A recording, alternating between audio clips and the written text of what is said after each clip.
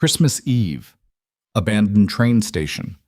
Snow blankets the cold Portland platform. An 8-month pregnant woman shivers in the storm, penniless, carless, alone. The man she'd loved for 5 years looked her straight in the eye and said, "I never loved you." Then he took her money, her car keys, and vanished into the blizzard as if she'd never existed. Clara Whitmore stands alone in the freezing winter night, pregnant, heartbroken, and her body beginning to crumble. If no one shows up tonight, she and her baby will both die. If you want to know what happens next, please like and comment the city you're watching in so I know how far this story has progressed. Now, let's begin. The last train from Seattle was 40 minutes late, and Lucian Varelli had been standing on platform 7 for 43 minutes. He didn't pace. Men like Lucian didn't pace. They stood still and let the world arrange itself around them, which it usually did, because the alternative was too costly to consider. His overcoat was charcoal wool, Italian cut, and it did nothing meaningful against a Portland December that had decided sometime around 9 that evening to become something biblical. Snow came sideways, the kind that didn't drift. It drove. It found the gap between collar and jaw and stayed there like a punishment. His driver, Milo, sat in the idling Escalade outside the station entrance, engine running, heat on full. Lucian had told him to wait there. He preferred the platform alone. His mother, Irene Varelli, was the one person on Earth he didn't need witnesses for. He checked his phone. No new messages. He put it back in his coat pocket and looked down the dark throat of the tracks. That was when he heard it. Not a cry, not a scream, something lower than that. A sound a person makes when they've moved past the point of calling for help and arrived somewhere quieter and more final. A sound like the body making peace with something the mind hasn't accepted yet. He turned.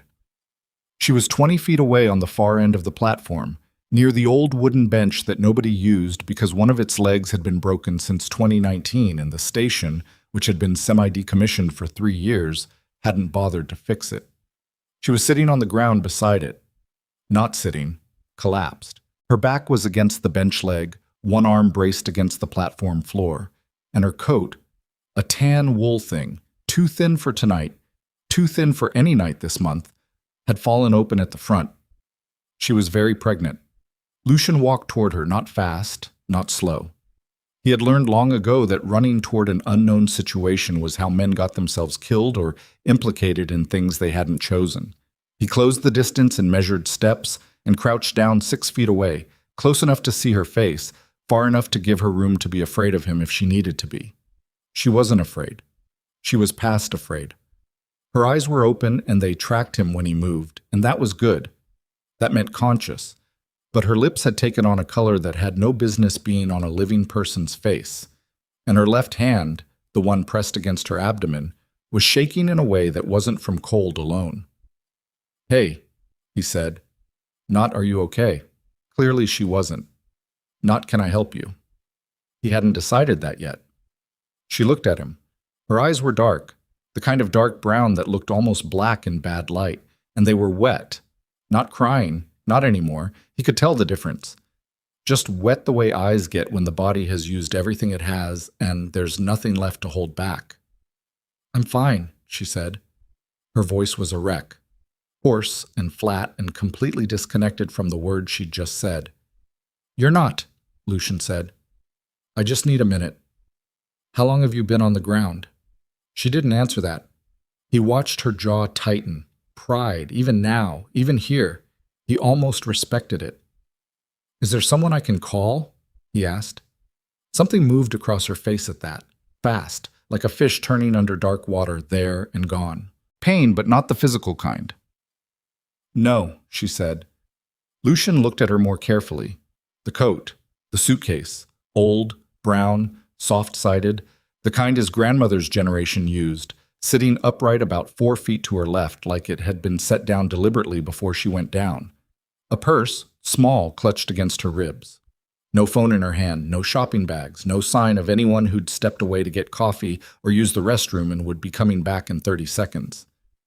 "Where's your husband?" he asked, because the ring was right there on her finger and he didn't see a reason not to ask the obvious thing. The fish turned again under the water. "Gone," she said. One word. The whole story in one word, if you knew how to listen. Lucian straightened up. He looked down the platform in both directions. Empty. He looked at the station entrance. Dark, half the overhead lights had given up some time before he arrived. He looked at the clock on the far wall. 10:47 p.m. Christmas night. Portland, Oregon. In the middle of a storm that the Weather Service had upgraded to a Level 2 winter emergency at 9:30, which meant non-essential travel was officially discouraged and most sane people were already home. He looked back at the woman on the ground. She had closed her eyes. Her breathing had changed, shallower, faster, the kind of breathing that meant something was happening that she couldn't control. He made a decision. "I'm going to pick you up," he said. "Tell me if something hurts." Her eyes opened. "You don't have to." "I know."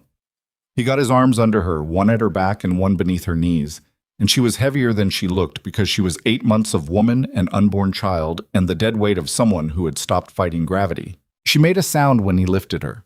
Not pain, or not only pain, and her hand came up and grabbed the lapel of his coat, the way drowning people grab things, without thought, without permission, without any choice at all. "My bag," she said. "I'll come back for it." "Don't leave it. I will come back for it." He said it flat and certain the way he said things when they were not up for discussion. "First you." She didn't argue again. Yeah.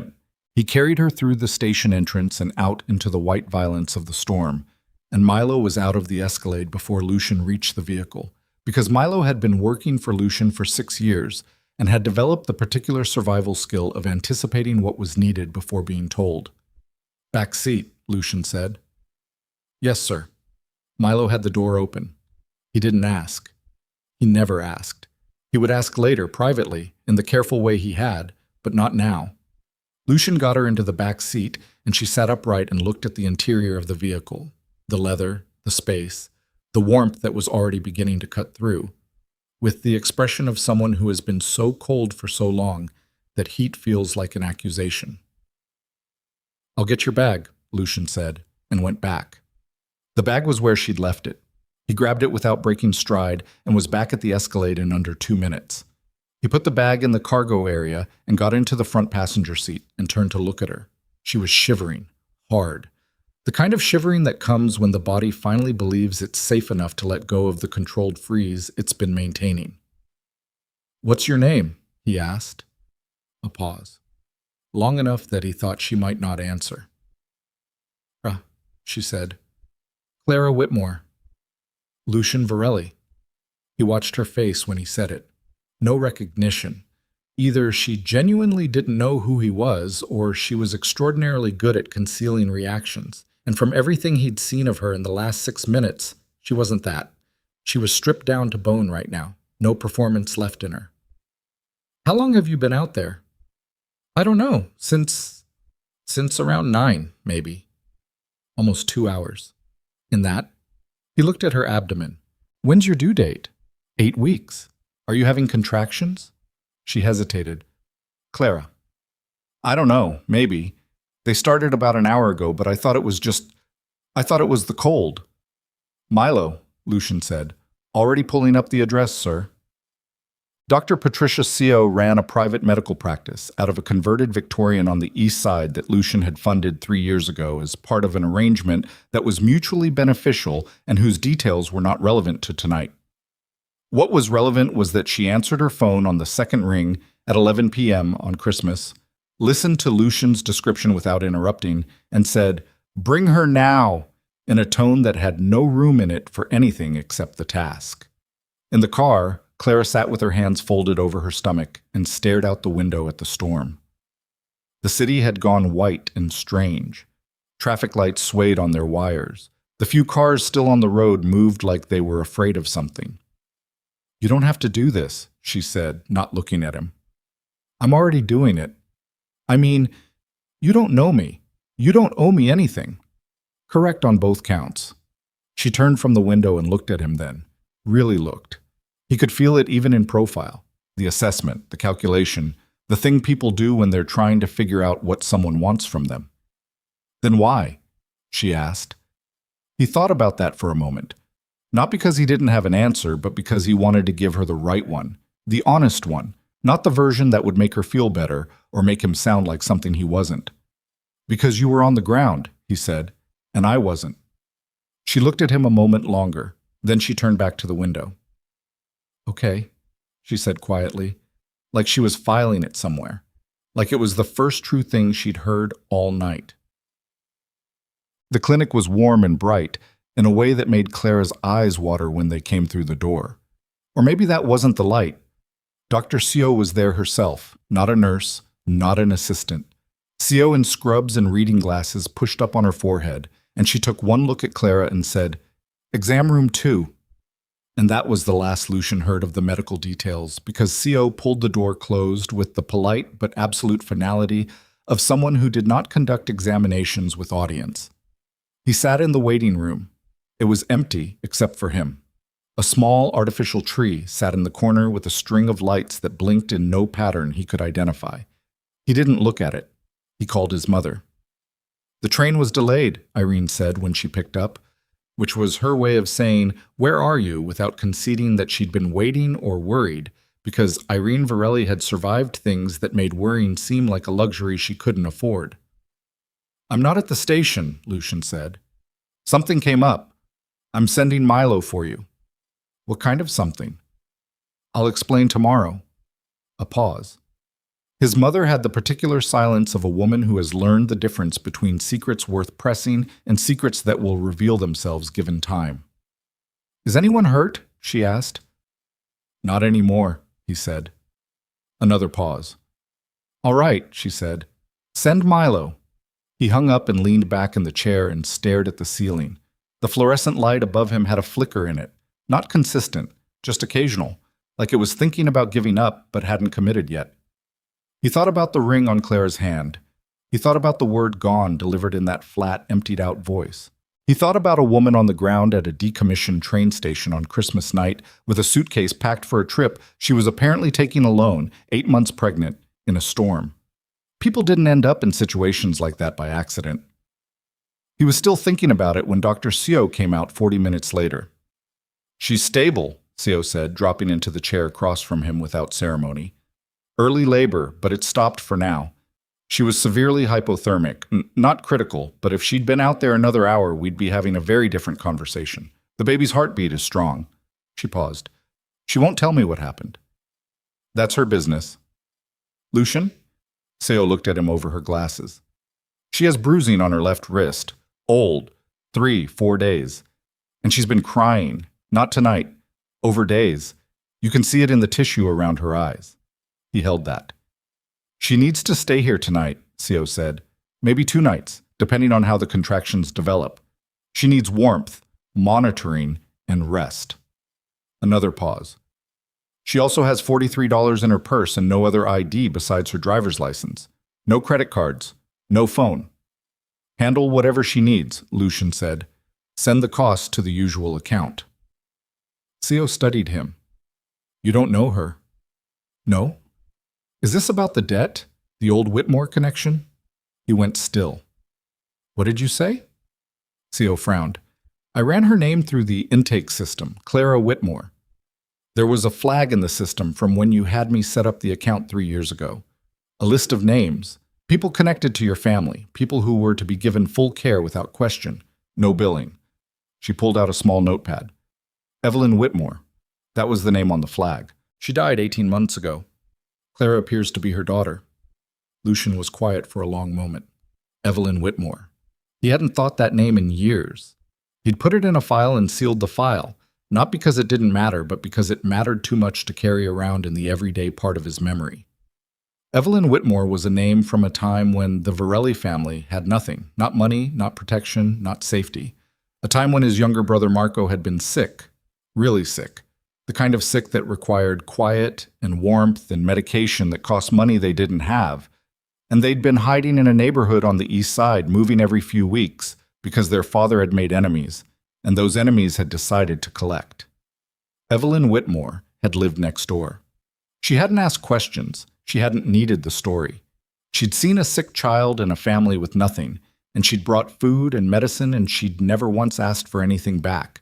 Not then, and not in the years after when things changed, and change would have been worth something. She'd just done it. Because it was the right thing. Because her daughter, who was now in exam room 2 with $43 and bruises on her wrist and a baby due in 8 weeks, had grown up with a mother like that. Lucian stood up. "Take care of her," he said. "I will." Seo paused. "Does she know? About the connection?" "No." "Are you going to tell her?" He thought about that. About Clara's voice in the car. "You don't know me. You don't owe me anything." The way she'd said it, not accusation, not gratitude, just the flat and slightly desperate sound of someone trying to make sense of an act of kindness by locating its transaction. "Not tonight," he said. He didn't leave. He told himself he was waiting to make sure she was stable, which was true. He told himself he had questions, which was also true. He told himself it wasn't anything else, which was the part he hadn't decided on yet. Around 1 a.m., Seo let him look in through the window of exam room 2. Clara was awake, sitting up slightly, one hand resting on her abdomen with the particular careful attention of someone monitoring something they can't control. She was looking at the wall across from her, not at anything on it, just at the space. He had seen that look before, on his brother, after the worst of the hiding years were over and the safety had finally come, but the body didn't know yet that it could stop bracing. The look of someone whose nervous system was still running the emergency protocol, even though the emergency had technically passed. She turned her head and saw him through the glass. He didn't look away. Neither did she. After a moment, she reached over to the small table beside the bed and picked up a notepad and a pen. Seo's staff left them for patients to make notes, and wrote something and held it up to the window. "Why are you still here?" He considered that. Then he held up one finger. "One moment." He went to the nurse's station, borrowed a pen and a piece of paper, came back, wrote his answer, and held it up. "Making sure you don't disappear." She read it. Something shifted in her face to, not a smile, not exactly, but the thing that lives in the neighborhood of a smile before a person decides whether they can afford it. She wrote again, "I have nowhere to disappear to." He looked at that for a moment. Then he wrote back, "Then you'll still be here in the morning. Go to sleep." She looked at that for a long moment. Then she set the notepad down and lay back and stared at the ceiling. And after about 10 minutes, her breathing slowed into something that looked like rest, which was the closest thing to okay that this night was going to offer either of them. Lucian went back to the waiting room chair. He sat with the flickering light and thought about Evelyn Whitmore and a sick child in a cold apartment and the kind of goodness that doesn't announce itself. He thought about $43 and a worn coat and a packed suitcase that meant someone had been planning to leave and had been left instead. He thought about the word gone. And he thought about Nathan Vale, because that was the name on the marriage license he'd asked Milo to pull while Seo was doing the examination, because Lucian Varelli did not sit in waiting rooms without doing something useful, and because the particular shape of what had happened tonight didn't feel like abandonment in the ordinary, impulsive sense. It felt deliberate. It felt like the end of a plan. He didn't have enough yet to be sure, but he had enough to know he wanted more. He called Milo. "Find out everything you can about a Nathan Vale," he said. "Portland area. Probably mid-30s. Works in finance or insurance, something with numbers. That's a guess. Verify it. I want property records, financial history, any litigation, any insurance policies taken out in the last 12 months. He paused. "Especially life insurance." "Timeline?" Milo asked. "Morning. Sooner if it's obvious." "Yes, sir." He hung up, leaned back, looked at the ceiling. The fluorescent light flickered. Thought about giving up, kept going. He understood the impulse. He stayed anyway. At 4 a.m., the storm reached its peak, and the clinic's windows went completely white, and the power stuttered twice before the backup generator kicked in. Somewhere down the hall, Clara's monitors beeped their steady, unremarkable rhythms, which meant she was still there, still stable, still breathing. At 4:17, Milo called back. "You want the short version or the long version?" Milo asked. "Long version with the key thing first." "Key thing," Milo said, "is that Nathan Vale took out a $2 million life insurance policy on Clara Whitmore Vale 11 months ago. Beneficiary is himself. The policy has a standard exclusion clause. No payout for pre-existing conditions, no payout if the insured dies within 30 days of a diagnosed pregnancy complication. A pause. Her last recorded OB appointment was December 18th, 7 days ago. No complications noted. Lucian was very still. The secondary account, Milo continued, is the interesting part. Vale's been moving money. Not large amounts, under the reporting threshold each time, which means he knows the thresholds. Total transferred in the last 6 weeks, about $340,000. Destination account is registered to a woman named Sonia Marsh. Portland address, but she's been in Vancouver, BC since November 30th. Based on the hotel charges, she's not there alone. Lucian listened. There's more, Milo said, but you should probably hear the rest in person. Be here at 7, Lucian said. Don't call before then. Yes, sir. He hung up, sat with it. $2 million. A woman alone in a storm. A packed suitcase. A trip that was supposed to be a family Christmas and turned into a man walking away at a train station. He thought about the bruising on her wrist. 3 or 4 days old, Seo had said. He thought about a plan. The shape of it. The cold architecture of a person who looks at his pregnant wife and sees a policy number and a payout date and calculates the weather forecast and decides that a blizzard on Christmas night at a decommissioned train station would do the work he didn't want to do himself. The rage was there, under everything, held down by practice and discipline and the specific cold competence that had kept Lucian alive and effective in a world that killed people who let anger run ahead of reason. He felt it the way he felt most things, fully, precisely, and without letting it move his hands before his mind said so. Clara didn't know any of this yet. She was asleep down the hall with her hand on her unborn child, finally warm for the first time in hours, finally safe, finally not on the ground of a frozen train platform, waiting for a train that would have taken her somewhere Nathan Vale had already decided she wouldn't reach. She didn't know, but he did. And Nathan Vale, wherever he was tonight, warm and dry and congratulating himself on a clean exit, didn't know that the woman he'd left in the snow had been found by exactly the wrong person. Dawn was still 2 hours away. The storm pressed against the glass. Lucian Varelli sat in the waiting room chair and waited and thought about what happened next. Down the hall, Clara's eyes opened in the dark. She stared at the ceiling. Her hand was still on her stomach. The baby moved. A slow, rolling pressure, like a question being asked from the inside.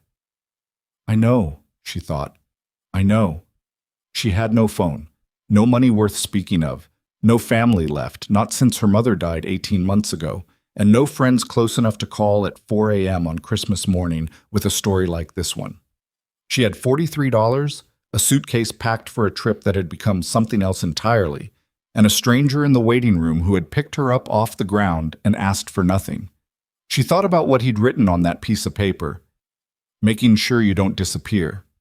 She thought about Nathan's face at the station, the particular flatness of it, the absence of anything that resembled guilt or grief, the way he'd looked at her, not like a man ending a marriage, not even like a man who'd stopped loving someone, like a man closing a file. She hadn't understood it then. She understood it less now, from this distance and this warmth, because the cold had kept her moving, kept her in the immediate and physical reality of surviving, and now that she was warm enough to think, the thinking was worse. I took out something on you, Nathan had said, in that flat conversational tone. If anything happens to you, I'm taken care of. Figured you should know that before you got on the train. She hadn't known what he meant. She'd been too cold, too shocked, too focused on staying upright to parse the sentence properly. She was parsing it now. The baby rolled again. She pressed her hand flat against her side, feeling the shape of a foot or an elbow, something real and insistent and completely indifferent to the disaster of the world outside. We're okay, she thought, not quite believing it. We're okay for right now. But she knew, the way she had always known things she didn't want to know, the way her mother had always said she knew them, from the stomach rather than the head, that okay for right now was not the same as okay, and that whoever Nathan Vale really was, whatever he had actually done, she had not seen the last of him. The storm pressed on, the monitors beeped, and somewhere in the building a man she didn't know was sitting awake in the dark, waiting. Morning came without ceremony. The storm had burned itself out somewhere around 5, leaving Portland buried and silent under 14 inches of snow that nobody had asked for and nobody knew what to do with. The streets outside the clinic windows were the color of old bone, white going gray in the flat December light, unmarked except for a single set of tire tracks where a delivery truck had come through at dawn and given up halfway down the block. Lucian had slept in the chair for 2 hours. He knew it was 2 hours because he'd closed his eyes at 4:40 and opened them at 6:38 and felt exactly as rested as 2 hours in a waiting room chair deserved, which was not very. He went to the small bathroom off the waiting room, ran cold water over his face and the back of his neck, looked at himself in the mirror for 3 seconds, enough to confirm he was functional, not enough to have any kind of conversation with his reflection, and went back out. Milo was there at 7, as instructed, stamping snow off his boots at the entrance and carrying 2 paper cups of coffee from somewhere that had apparently decided to open on December 26th out of either dedication or desperation. "Roads are bad," Milo said, handing over one of the cups. "I assumed. Your mother got to the house all right. Maria was there." Lucian nodded. Maria had been his mother's housekeeper for 11 years. Irene would be fine. Irene was always fine. She had survived things that would have ended most people, and she did it quietly, without fanfare, which was where Lucian suspected he'd gotten the habit. "Tell me the rest," Lucian said. Milo sat down in the chair across from him and pulled out his phone, not to read from it, but to hold it, the way some people hold things when they're recounting information they'd rather not be recounting. "Nathan Vale," Milo said, 37, financial advisor, independent, no firm affiliation for the last 2 years. Before that, he was with Hartwell Capital, which dissolved its Portland office 18 months ago under circumstances that included an SEC inquiry that was ultimately dropped, but not before 2 of Vale's colleagues lost their licenses. He paused. Vale kept his. No official finding against him. Meaning he was careful or he was lucky. Meaning someone looked the other way. I'm still pulling that thread. Milo set the phone on his knee.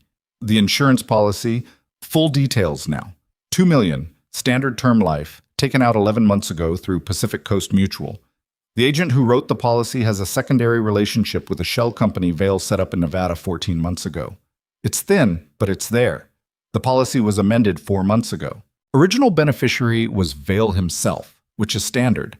The amendment added a contingency clause. If Vale predeceases the insured, benefits transfer to the Nevada LLC rather than reverting to the estate. Which means even if something happens to Vale, the money doesn't go to Clara or the child. Correct. It goes to a company that exists on paper and whose sole listed officer is a woman named Sandra Price. I'm still identifying her. Milo paused. The Sonia Marsh situation. I have more on that too. She and Vale have been in contact for at least 18 months based on phone records. She's not a girlfriend. Lucian looked at him. Then what is she? Best current theory is she's the exit strategy. She has a British Columbia driver's license, a Canadian banking relationship, and a rental agreement in Vancouver that started November 1st. She also has an American passport with Vale's home address listed as her U.S. contact address, which she applied for 8 months ago. Milo let that sit. She's not moving to Vancouver because she likes the weather. Lucian drank his coffee. It was bad coffee.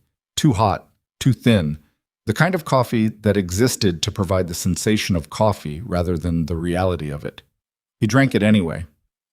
He was building a life to walk into, Lucian said, not running from something, walking towards something, with money that was supposed to come from a payout. That's how it reads, Milo said. The train station. Why there? Why Christmas night? Milo was quiet for a moment. The station is decommissioned, technically still operational for one northbound train, the 11:15, but the platform cameras haven't been functional since October. I checked with the transit authority's maintenance records. He paused. Vale would have known that. His brother-in-law, Clara's cousin's husband, works for the transit authority, facilities management. The shape of it was complete now. Not every detail, but enough. Enough to see the architecture of it. The cold, patient design of a man who had spent 11 months building the conditions for a specific outcome on a specific night and had nearly succeeded. Lucian set the coffee cup down. "Find Sandra Price," he said, "and find where Vale is right now." Already on the second one, he used his credit card at a Marriott on the west side last night, checked in at 11:30 p.m. He stayed in the city. He stayed in the city. Lucian thought about that. A man who'd just abandoned his pregnant wife in a blizzard at a decommissioned train station, who'd checked into a hotel 8 miles away and presumably slept fine. He turned that over in his mind and looked at it from several angles and arrived at the same conclusion each time, which was that Nathan Vale was either very confident or very stupid, and confident men who built 11-month plans weren't usually stupid. He was waiting to hear that it had worked. Want. Clara was awake when Dr. Seo brought him to the room at 8 a.m. She was sitting up, both hands wrapped around a mug of tea that one of Seo's nurses had brought, and she looked marginally better. Color in her face, eyes clearer, the shaking gone. She looked like someone who had slept badly but had slept, which was better than not. She looked at him when he came in, and he watched her recalibrate in real time. A quick inventory of the space, of her own position in it, of who he was, and what his presence here at 8 in the morning meant. She was faster at it than he'd expected. "You're still here," she said. "I said I would be." Seo leaned in the doorway. "I'll give you a few minutes." She looked at Clara. "Let me know if you need anything." It was directed at Clara, but it carried a secondary meaning for Lucian, which was, "Don't upset my patient," and he acknowledged it with a slight nod, and she left. Lucian took the chair beside the bed. Not close. Far enough to give her the room she'd needed the night before, and probably still needed now. "How are you feeling?" he asked. "Like I slept on a cliff edge and didn't fall off." She paused. "Which is apparently a step up from last night."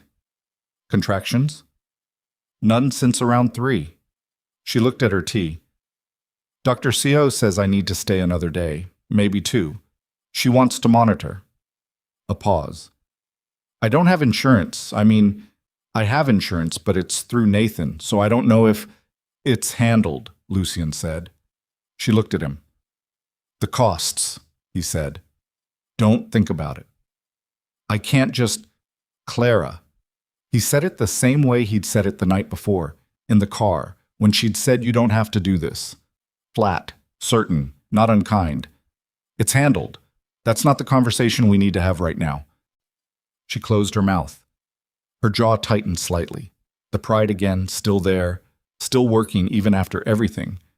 And then she nodded, once, sharply, the nod of someone accepting something they'll deal with the implications of later. "Okay," she said. "Then what's the conversation?" He looked at her, measured it. "Tell me what happened at the station," he said.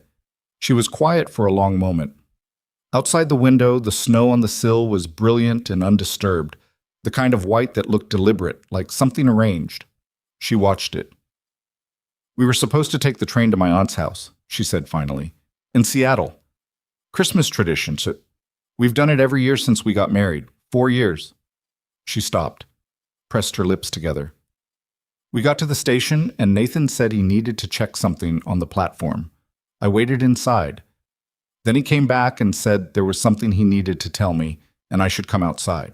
She paused. "I don't know why I went. I knew.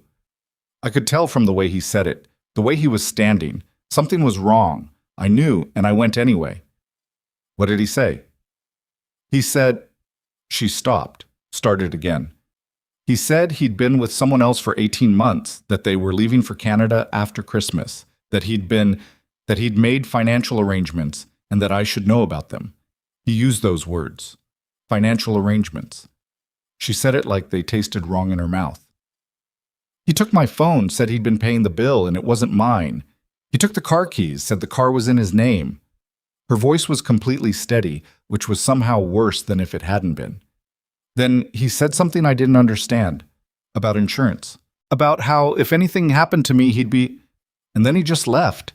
He walked away and got in a cab, and I just stood there. Lucian listened. He didn't react. He filed it. "He took your phone," he said. He planned to leave you there without communication. Yes. And he mentioned the insurance.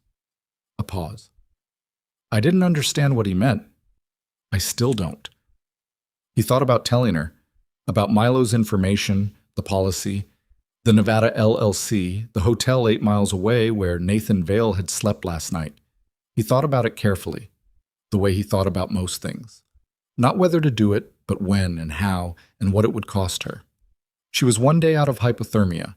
She had bruising on her wrist that was 3 to 4 days old, which meant the violence, or the threat of it, had started before the station. She was 8 months pregnant, and her body was still deciding whether to keep the labor stopped or let it continue. She didn't need all of it right now, but she needed some of it, because Clara Whitmore was not a woman who would cooperate with protection she didn't understand. And if Nathan Vale was going to make a move, and he would, because men who built 11-month plans didn't walk away from them because the first attempt failed, she needed to know enough to not open the door. The insurance he mentioned, Lucian said, he took out a life insurance policy on you, 11 months ago, $2 million. He's the beneficiary. Clara's hands went still around the mug. The woman in Canada, Lucian continued, keeping his voice even, factual, watching her face. She's not a girlfriend. She's a financial arrangement. She's been set up there for 2 months with money. Vale has been moving out of your joint accounts in increments small enough to avoid reporting thresholds. Clara's face did not fall apart. He had half expected it to. Instead, it did something more controlled and more alarming. It went very still, like water just before it freezes, the surface smooth and the thing underneath locking into place. How do you know all this? She asked. Her voice was quiet, not accusatory, genuinely asking. I have resources, he said, and I used them last night while you were sleeping. Why? He considered that. Because the situation at the station didn't look like a man ending a marriage. It looked like a man executing a plan. She absorbed that, set the mug down on the table beside the bed with a care that looked like it was the only thing she was controlling right now. He wanted me to die out there, she said. Not a question. He didn't treat it like one. That's what the evidence suggests, he said. She looked at her hands, both of them, in her lap. The ring was still on her finger. She'd either forgotten it was there or she wasn't ready to take it off yet. And from where he sat, he couldn't tell which. He's still in the city, Lucian said. He checked into a hotel last night. He doesn't know you were found. Her head came up. He's waiting, she said. Yes. Something crossed her face. Not fear, or not only fear, something harder than fear, with an edge to it. He recognized it because he'd felt it himself years ago, in the period after his father's death when he'd finally understood the shape of what had been done to the Varelli family and had stood in the kitchen of an apartment they couldn't afford and felt the thing that lives past grief and past fear and right up against action. What do we do? She asked. And that was the moment Lucian understood that Clara Whitmore was not going to be a problem he managed from a distance. She had said we, not unconsciously, not as a slip. She'd said it deliberately, with the flat expectation of someone who had already decided she was in this and intended to remain in it.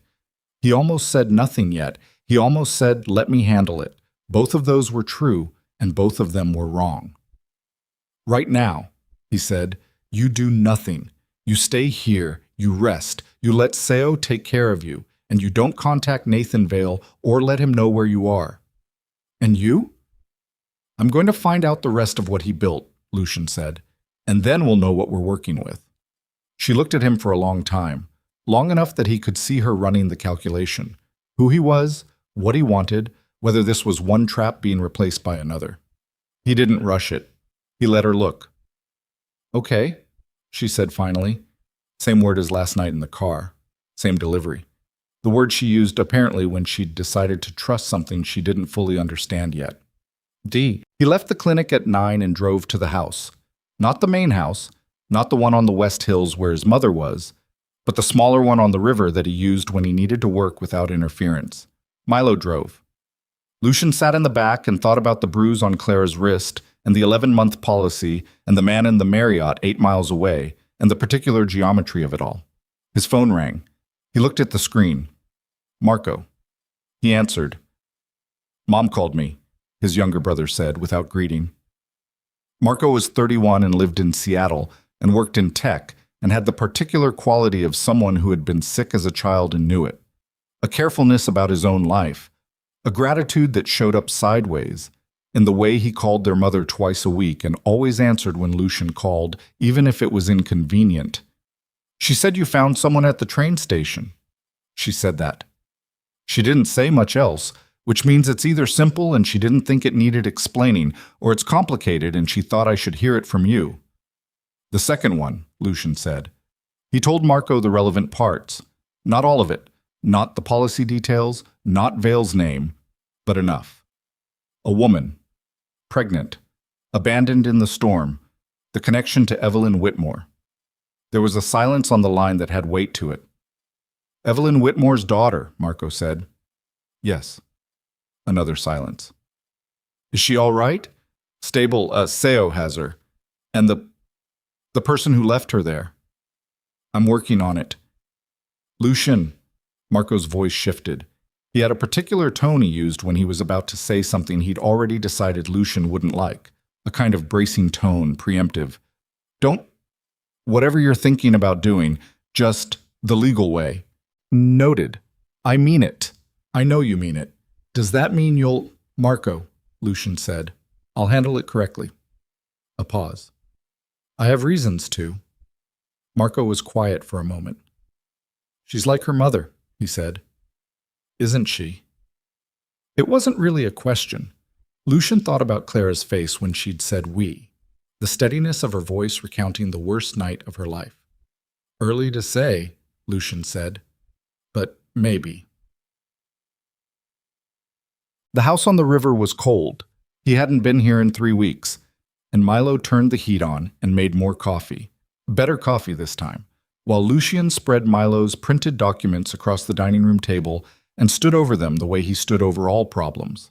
Still and patient, and looking for the thing that didn't fit.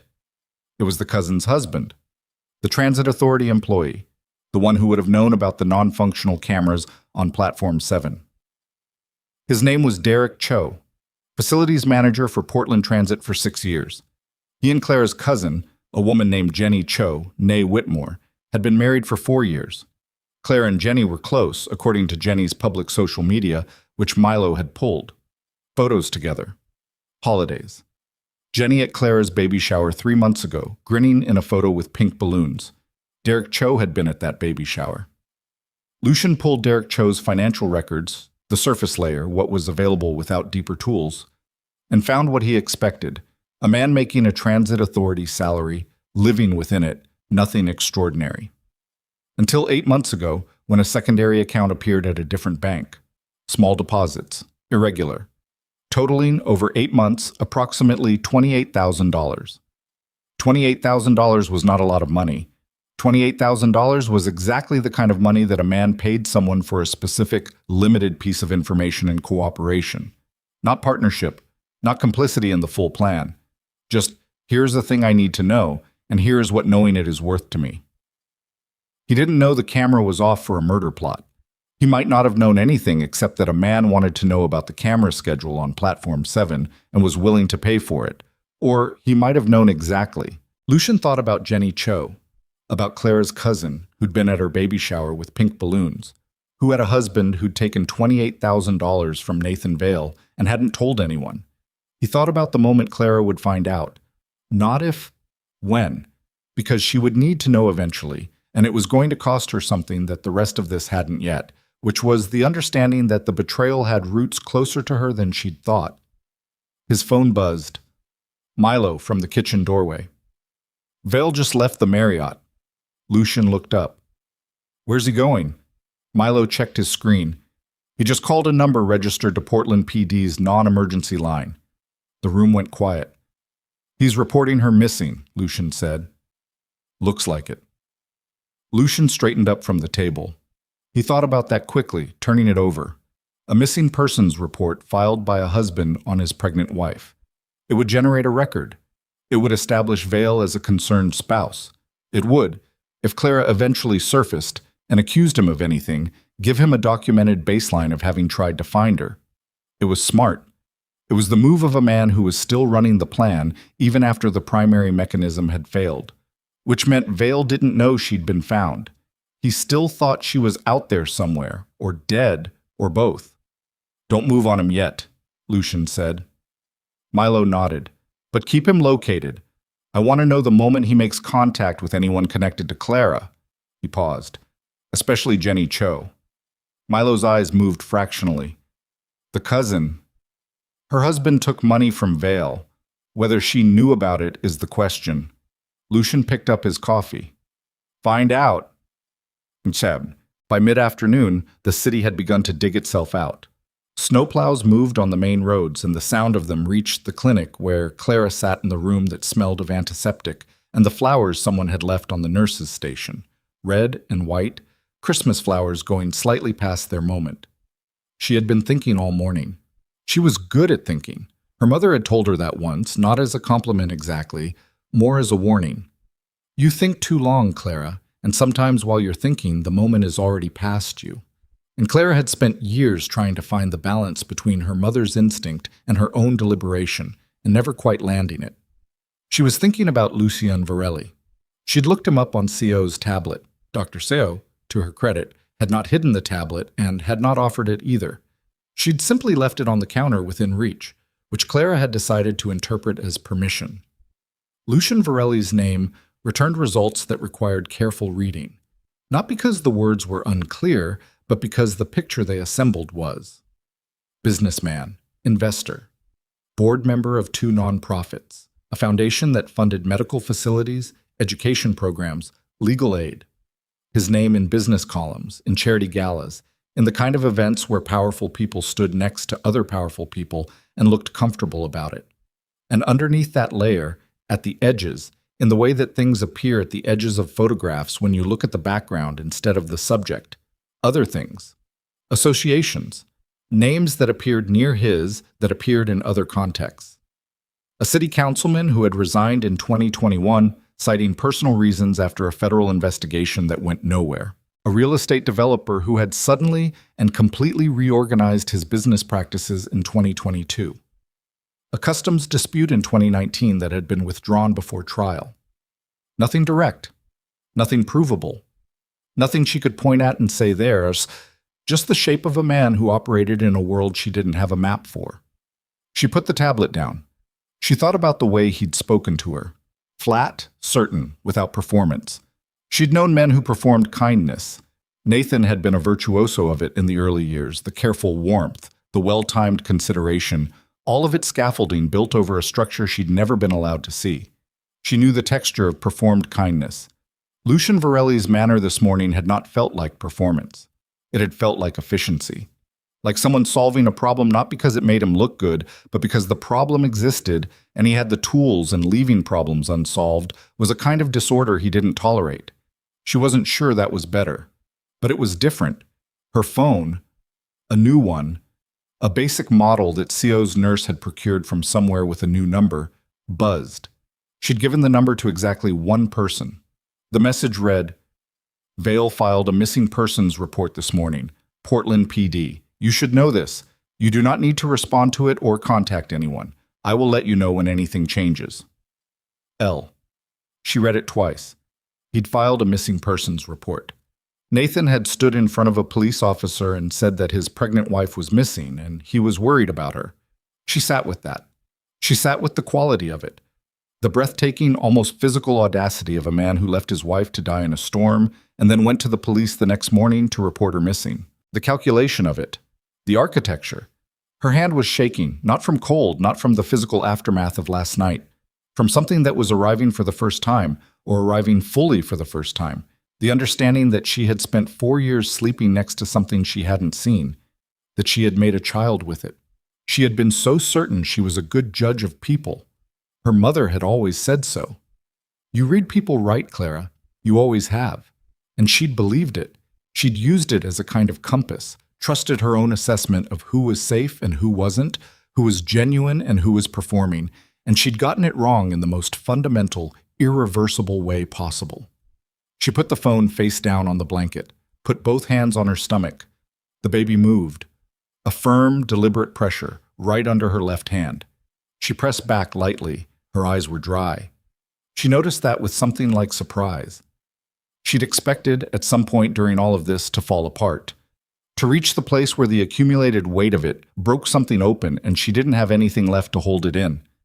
She'd been waiting for it, bracing. It hadn't come.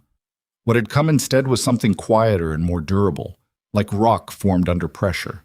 A decision taking shape beneath everything else, still without edges, still without a name, but there. She was not going to let Nathan Vale complete what he'd started. She was not going to wait for Lucian Varelli or anyone else to handle this for her. She was going to get up from this bed, and she was going to understand what had been done to her, and she was going to be the one standing at the end of it. She didn't know how yet, but the baby pressed against her palm again, insistent, olive, and she thought, we have time. Not much, but some. She picked the phone back up and typed a reply to Lucian's message. I need to know everything, not the parts you think I can handle. Everything. She sent it, set the phone down, waited. 40 seconds later, his reply came.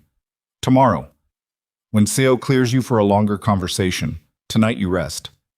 She stared at that, started to type a response. Stopped. He wasn't wrong. She hated that he wasn't wrong. She put the phone down and lay back and looked at the ceiling and listened to the snowplows working their way down the block outside, the grinding, methodical sound of a city clearing away what the storm had left. And she thought about Nathan in a hotel 8 miles away, having filed his missing persons report, waiting for news that was not coming. She thought, wait a little longer. Across the city, Nathan Vale sat on the edge of a hotel bed and checked his phone for the 14th time since morning. Still nothing from Derek. He'd told Derek to check the platform that morning, to look, to tell him what was there or wasn't there. It should have been simple. Derek had access. Derek had keys. Derek had been paid more than enough to be reliable. But Derek wasn't answering. Nathan stood up and went to the window and looked out at the white city and felt, for the first time since last night, the first cold fingertip of something that was not quite worry yet, but was in the neighborhood of it. The plan had been clean. The platform cameras were off. Derek had confirmed that 3 weeks ago. The storm had been forecast. The train would have taken her north, nobody knowing she'd ever been on the platform. By the time anyone connected anything, he'd have been in Vancouver for 2 weeks. But the train had come and gone, and Derek wasn't answering, which meant either Derek was being careful or Derek had found something on that platform, or his phone buzzed. Not Derek. A number he didn't recognize. He answered. Silence. Then a voice, low, unhurried, with the quality of someone who has all the time in the world because time has already stopped mattering.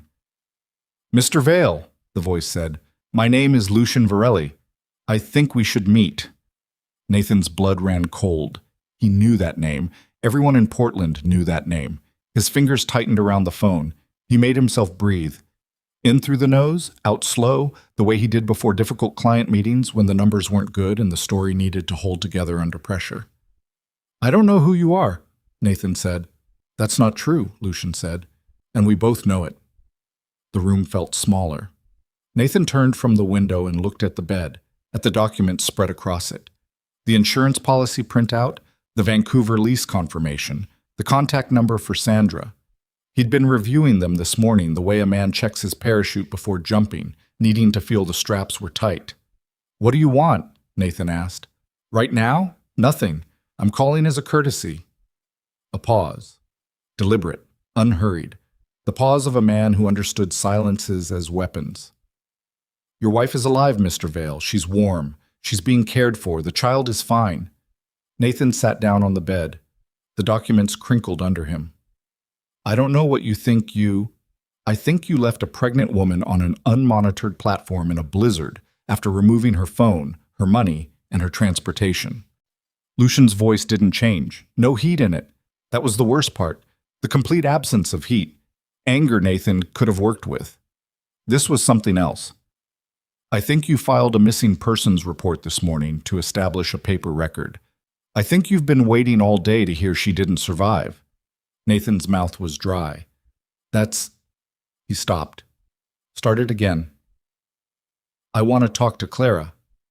No, Lucian said. You don't. She's my wife. Whatever you think She's the mother of your unborn child, Lucian said, and she is not going to speak to you today, or tomorrow, or until she decides to. A pause. But you will hear from her attorney. And when you do, Mr. Vale, I'd encourage you to think carefully about what 11 months of documented planning looks like in front of a judge. The line went quiet. Then, the missing persons report stays on record, Lucian said. I'd think about withdrawing it before it becomes relevant in ways you don't want. That's the courtesy. The call ended. Nathan sat on the hotel bed in the white silence of a city buried in snow, surrounded by the paper architecture of a plan that had just collapsed, and understood, fully, finally, with the specific clarity that only arrives when there is no longer any version of events that works in your favor, that he had made a catastrophic miscalculation. Not about the cameras, not about the storm, about Clara.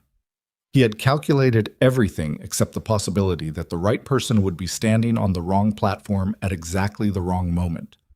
He picked up his phone and called Sandra. She answered on the third ring. We have a problem, he said. Sandra Marsh did not panic.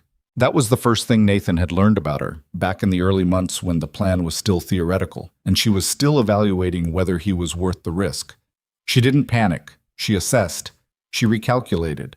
She moved to the next position the way a chess player moves, not because she was certain the next position was safe, but because staying in the current one was already lost.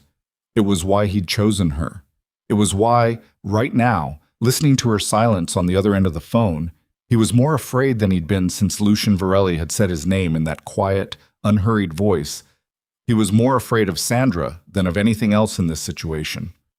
Say it again, Sandra said. Slowly. He said it again, slowly. Varelli's name, Clara alive, the call this morning, the implication about the insurance documentation. Sandra was quiet for 11 seconds. He counted. Does he have the policy? She asked. I don't know what he has. That's not an answer, Nathan. I don't know, he said, louder than he intended. He brought his voice down. He said documents. He said 11 months of planning. He knows about the timeline. Does he know about the Nevada account? Nathan's stomach moved. I don't know. Sandra Price, she said. Does he know that name? I don't know what he knows. He called to tell me Clara was alive. He told me to withdraw the missing persons report. That was the message. Another silence, shorter this time. Withdraw it, she said. If I withdraw it, it looks like a husband relieved his wife has been found, Sandra said. Which is what you are, as far as anyone can prove.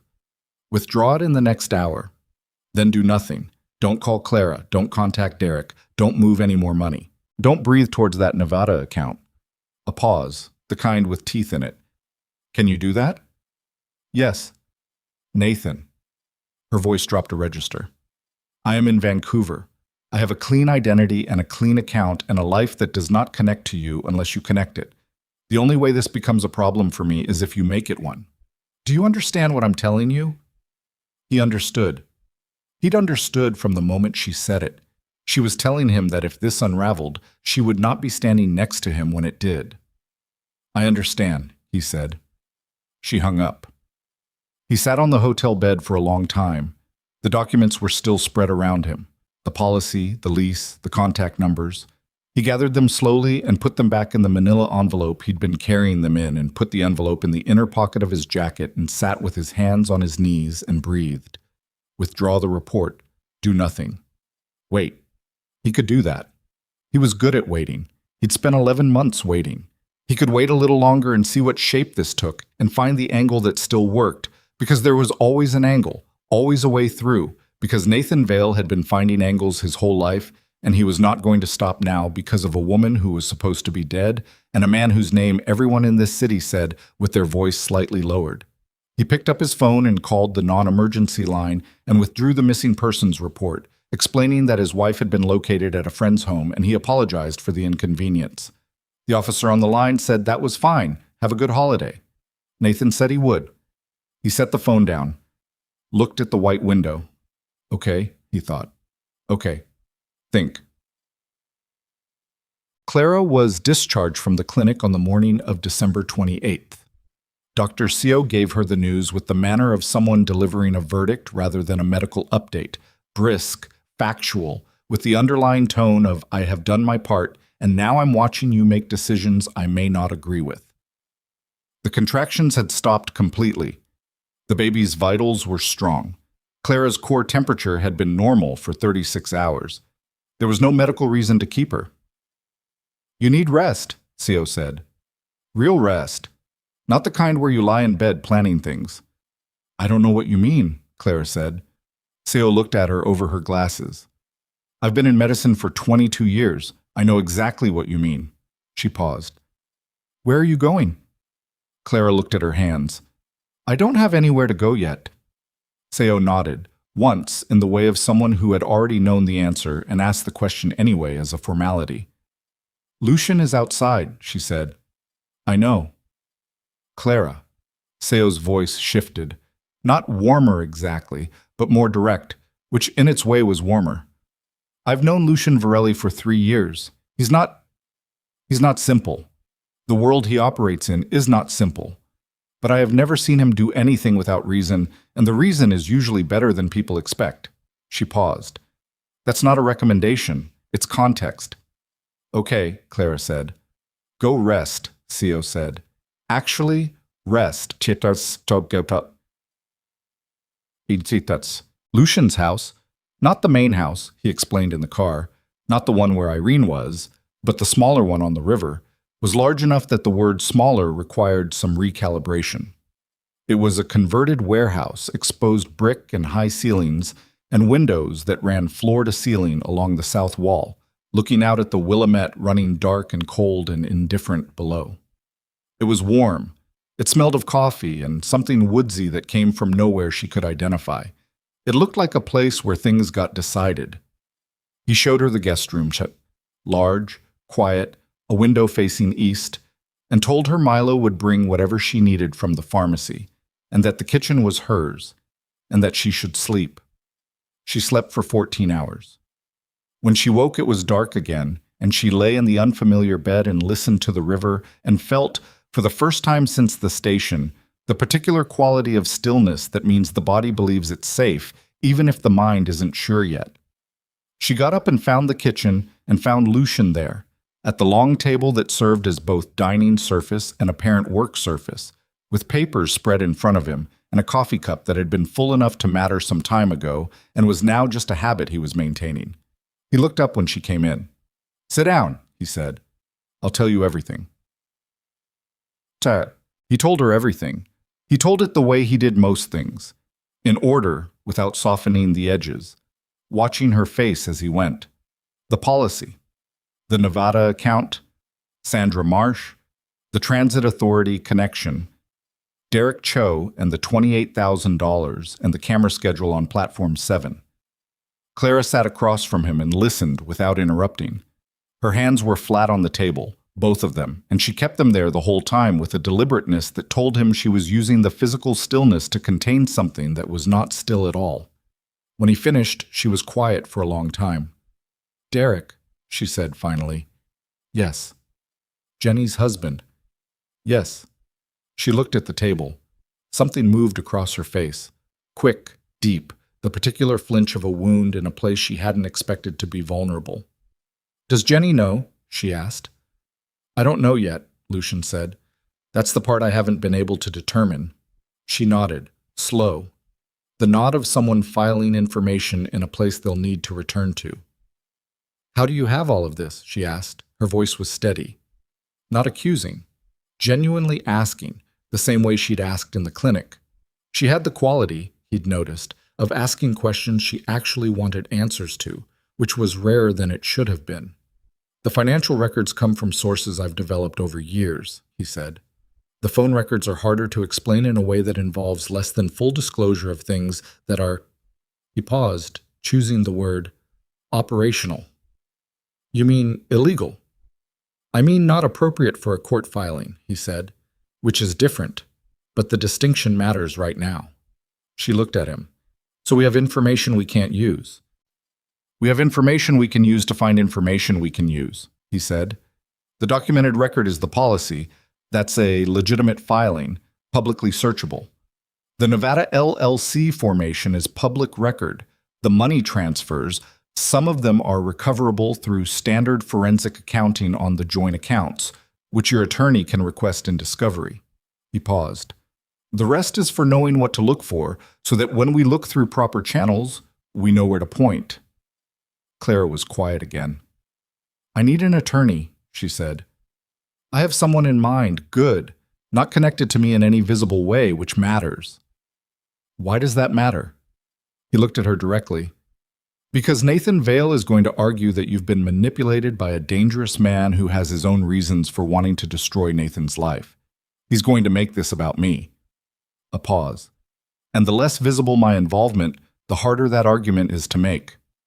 Clara absorbed that. Then, is it true? Do you have your own reasons? The question landed cleanly, without aggression, without fear. Just the flat, honest inquiry of a woman who had stopped accepting the surface of things. He thought about Evelyn Whitmore, about Marco sick in a cold apartment, about the particular debt that isn't transactional, the kind that lives in the chest, formless, that can't be repaid because the person who incurred it is gone. Yes, he said. I have a connection to your family that I should have told you earlier. Your mother helped mine years ago, when things were bad for us. I knew who you were before I knew your name. He paused. That's why I set up the flag in CO's system. It's not why I picked you up off the ground. She looked at him for a long, measuring moment. Why did you pick me up off the ground? She asked. I told you, he said. You were on the ground, and I wasn't. She held his gaze. He didn't look away. Neither did she. Okay, she said, for the third time, each time with a slightly different weight. Milo brought the attorney the next morning. Her name was Ruth Calloway. She was 54, small, with gray-streaked hair cut practically, and the manner of someone who had been in too many courtrooms to find drama in anything that happened outside of them. She sat across from Clara at the long table and asked questions for 2 hours without a notepad, just listening, her eyes moving between Clara's face and the middle distance in the way of someone building a structure in their head as they go. When Clara finished, Ruth was quiet for about 30 seconds. The insurance policy is the centerpiece, she said. Everything else supports it, but the policy is what a jury understands in the first 5 seconds. She paused. You haven't contacted him at all since the station? No. Good. Don't. She looked at Lucian, who was sitting at the far end of the table. Mr. Varelli, your involvement needs to be precisely characterized from the start.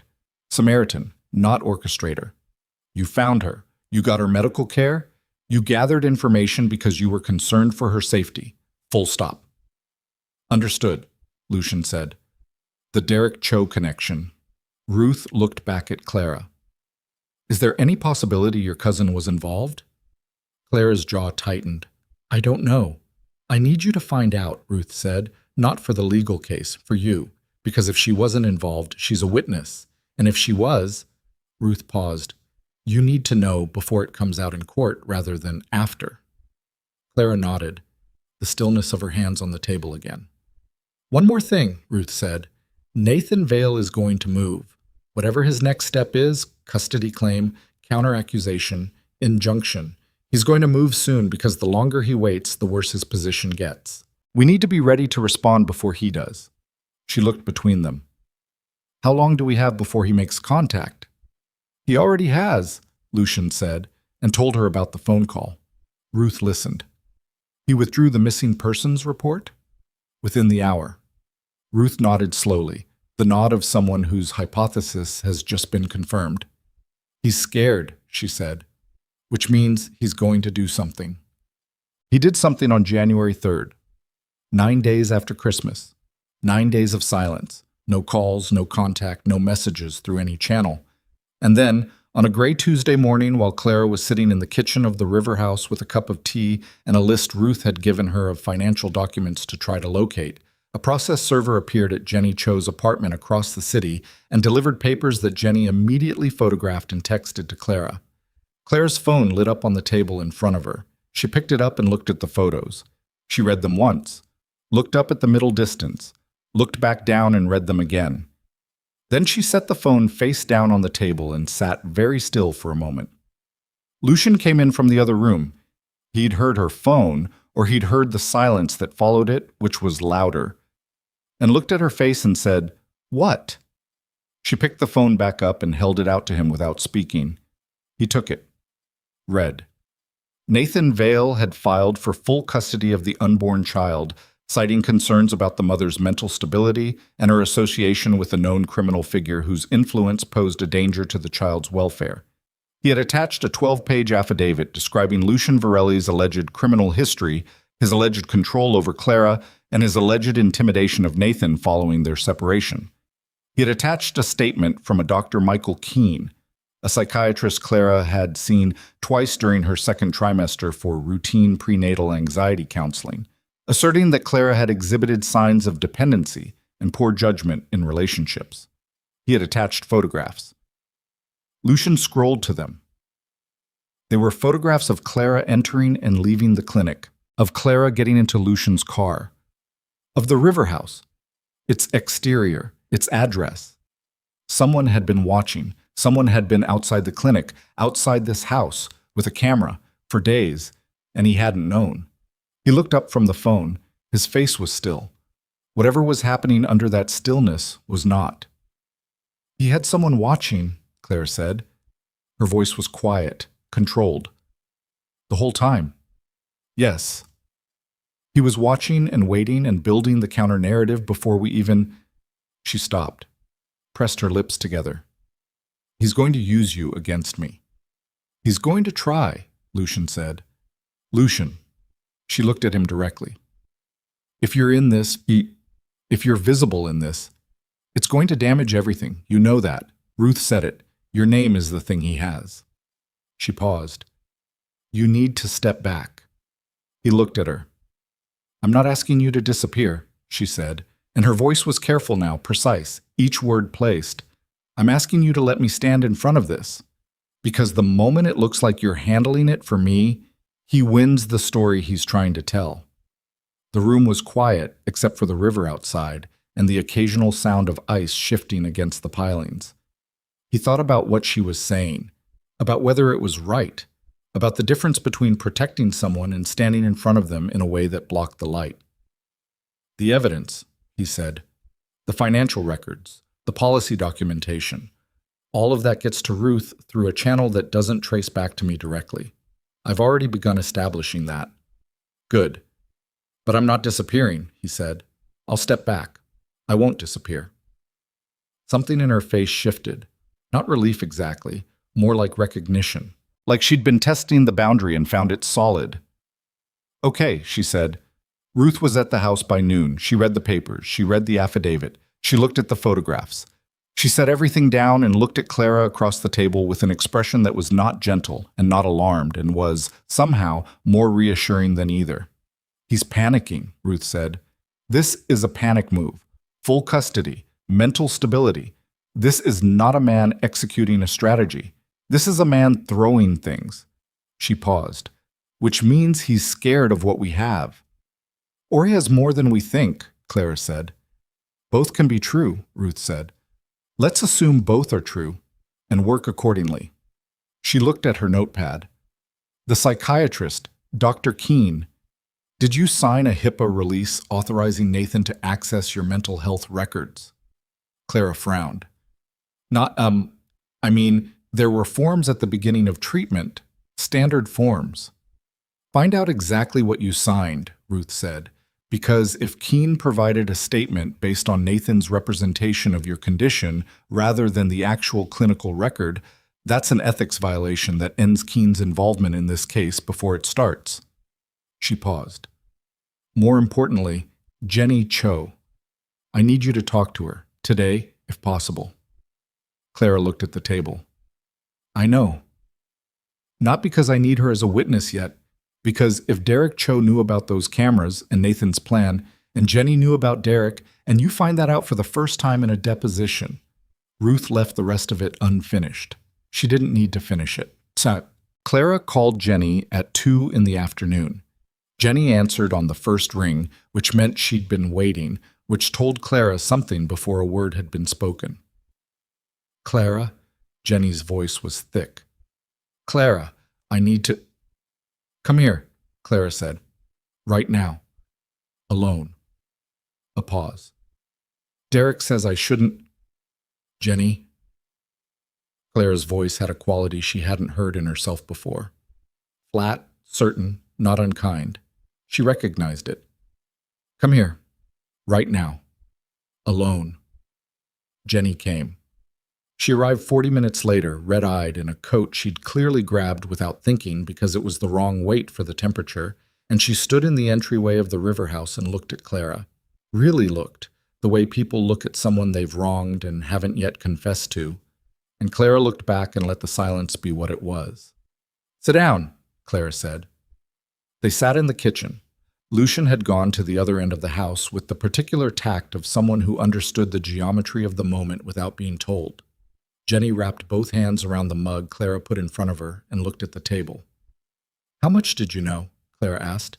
Jenny's jaw worked. Her eyes were wet. I didn't know what he was planning to do to you, I swear. I didn't know that. But you knew Derek was being paid. A beat. I found out 2 months ago. Derek told me he'd passed along some information, just about the camera schedule, he said, because Nathan told him it was for a surprise. For a Christmas thing. She pressed her lips together. I know how that sounds. It sounds like you knew, Clara said. I didn't know what it was for. I thought... Derek said it was nothing, that Nathan just wanted to know the platform situation for some kind of... I don't know what I thought. Her voice broke. I told myself it was fine because I didn't want it to not be fine. Clara, Did you know about the other woman? Jenny was quiet. Jenny. I'd heard things, Jenny said, barely audible. Not specifics, rumors in the last year. I didn't say anything because I didn't want to upset you during the pregnancy, and I didn't want to be wrong, and She stopped. I kept telling myself it wasn't my business, that it might be nothing.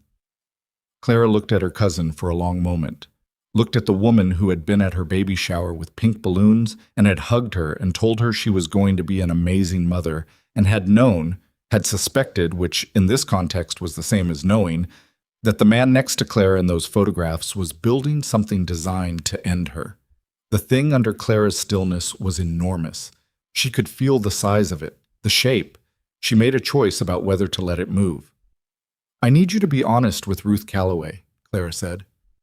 My attorney? Everything Derek told you, everything you knew, everything you suspected, all of it. Whatever it costs Derek. She paused. Can you do that? Jenny was crying now, quietly, with the contained quality of someone who knows they don't get to cry loudly in this room. Yes, she said. If you can't, Clara started. I can, Jenny said. I will. Clara, I'm sorry, Don't, Clara said. Not cruelly, just as a fact. An apology required a response, and she didn't have one available right now. The space where the response would go was occupied by something else. Jenny left an hour later. Clara sat in the kitchen alone and looked at the table and breathed. Lucian came back in. He sat across from her. He didn't say anything, which was the right thing. She'd noticed he was consistently right about when to say nothing. After a moment, she looked up. Derek knew, she said. Jenny suspected and said nothing. Lucian nodded. So Nathan has a witness problem now, she said. Derek becomes a liability for him. If Derek testifies to what he was paid for, Nathan tries to discredit him, Lucian said. Or Derek suddenly can't recall the specifics. Or Derek makes a deal, Clara said, with Ruth. Reduced exposure for full disclosure. Lucian looked at her. Something shifted in his expression. Not surprise, more like the look of someone confirming a calculation they'd already run. You've been thinking about this, he said. I've been thinking about nothing else for 9 days, she said. Ruth can approach Derek's attorney tomorrow, if you want. Yes, Clara said. I want. She put her hands flat on the table, both of them, and felt, beneath the exhaustion and the residue of fear and the grief that was still working its way through her system like a slow weather system, something she recognized from her mother. a kind of clarity that only arrives when the last illusion has finally been stripped away and the thing underneath is just the ground. Hard and cold and real and something, finally, to stand on. Her phone buzzed. She picked it up. A message from a number she didn't recognize. No name. 6 words. "You should have stayed down, Clara." She stared at it, looked up at Lucian, held the phone out so he could see. He read it. His expression did not change, but something in the room changed. A pressure, a quality of stillness that was not the same as the stillness before, the way the air changes before something breaks. "That's not Nathan," Lucian said. "No," Clara said. "It's not. Because Nathan Vale communicated through attorneys and process servers and carefully constructed paper trails. Nathan Vale did not send 6-word anonymous messages at 4 p.m. on a Tuesday, which meant there was someone else in this, someone they hadn't identified yet, someone who knew her new number, someone who had been close enough, recently enough, to get it. Clara sat very still and thought about who had her new number, and the list was short: Ruth, Lucian, Milo, Dr. Seo, and Jenny Cho. And she ran through each name and felt the ground she'd just found beginning to shift beneath her, and she understood, with the cold and total clarity of someone who has just realized the room they're standing in is smaller than they thought, and the walls are still moving. The message had come from a burner.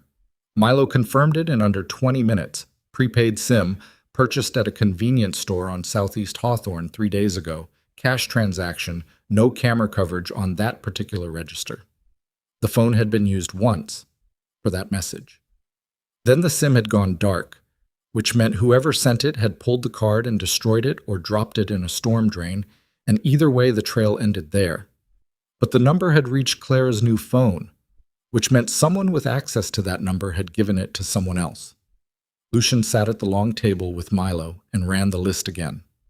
Ruth Calloway, 40 years of practice, reputation built on client confidentiality, no conceivable motive. Milo himself, he didn't consider this worth entertaining. Dr. Seo, same category.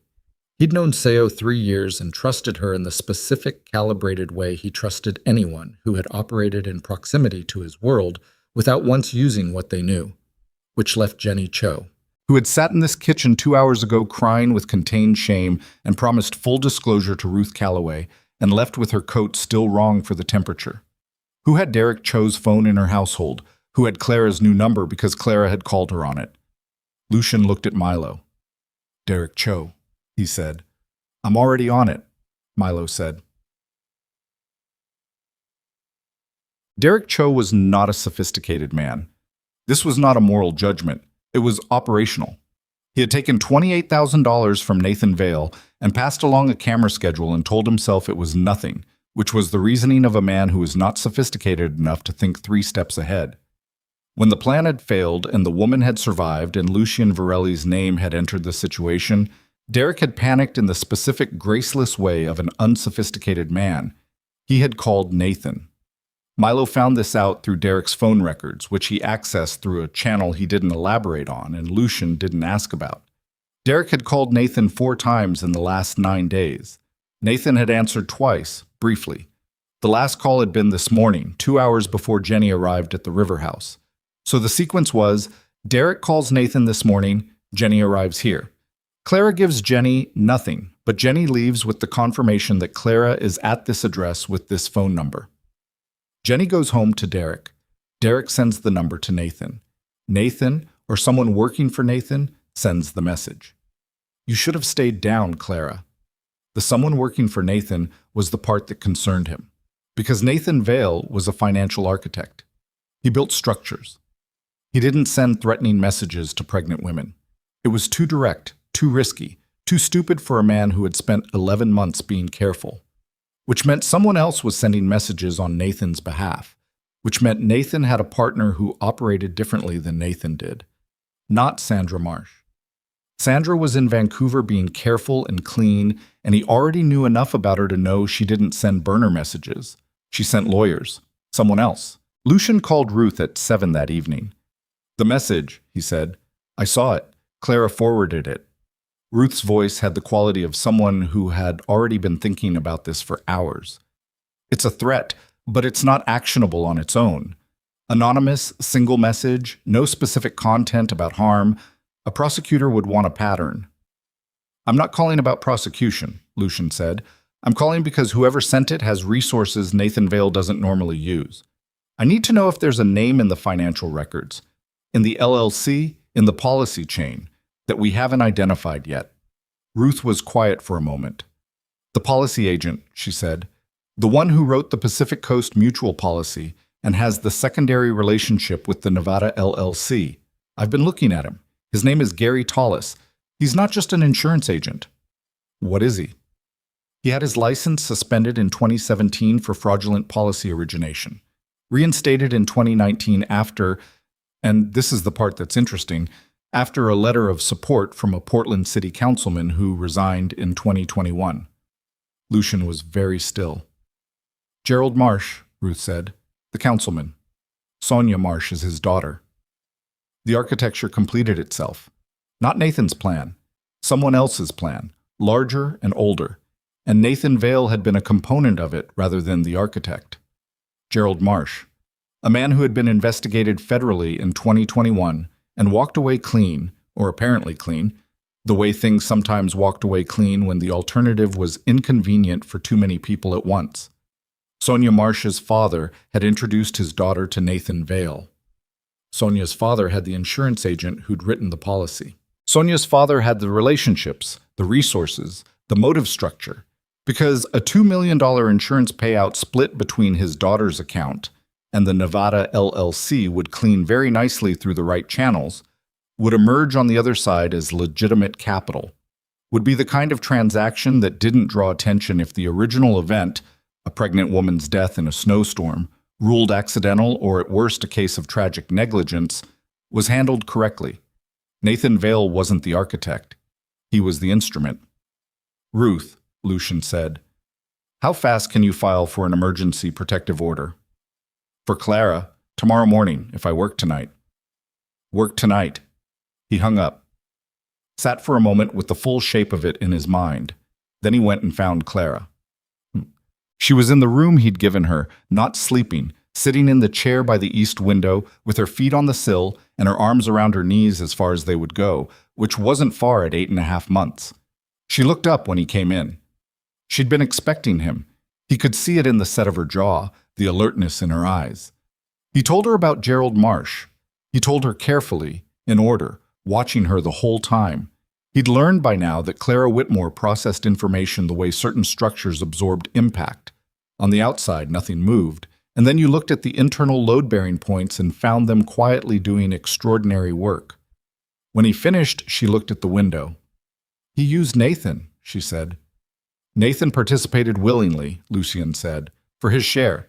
But the infrastructure, the LLC, the policy agent, the Vancouver setup, that's Marsh's architecture.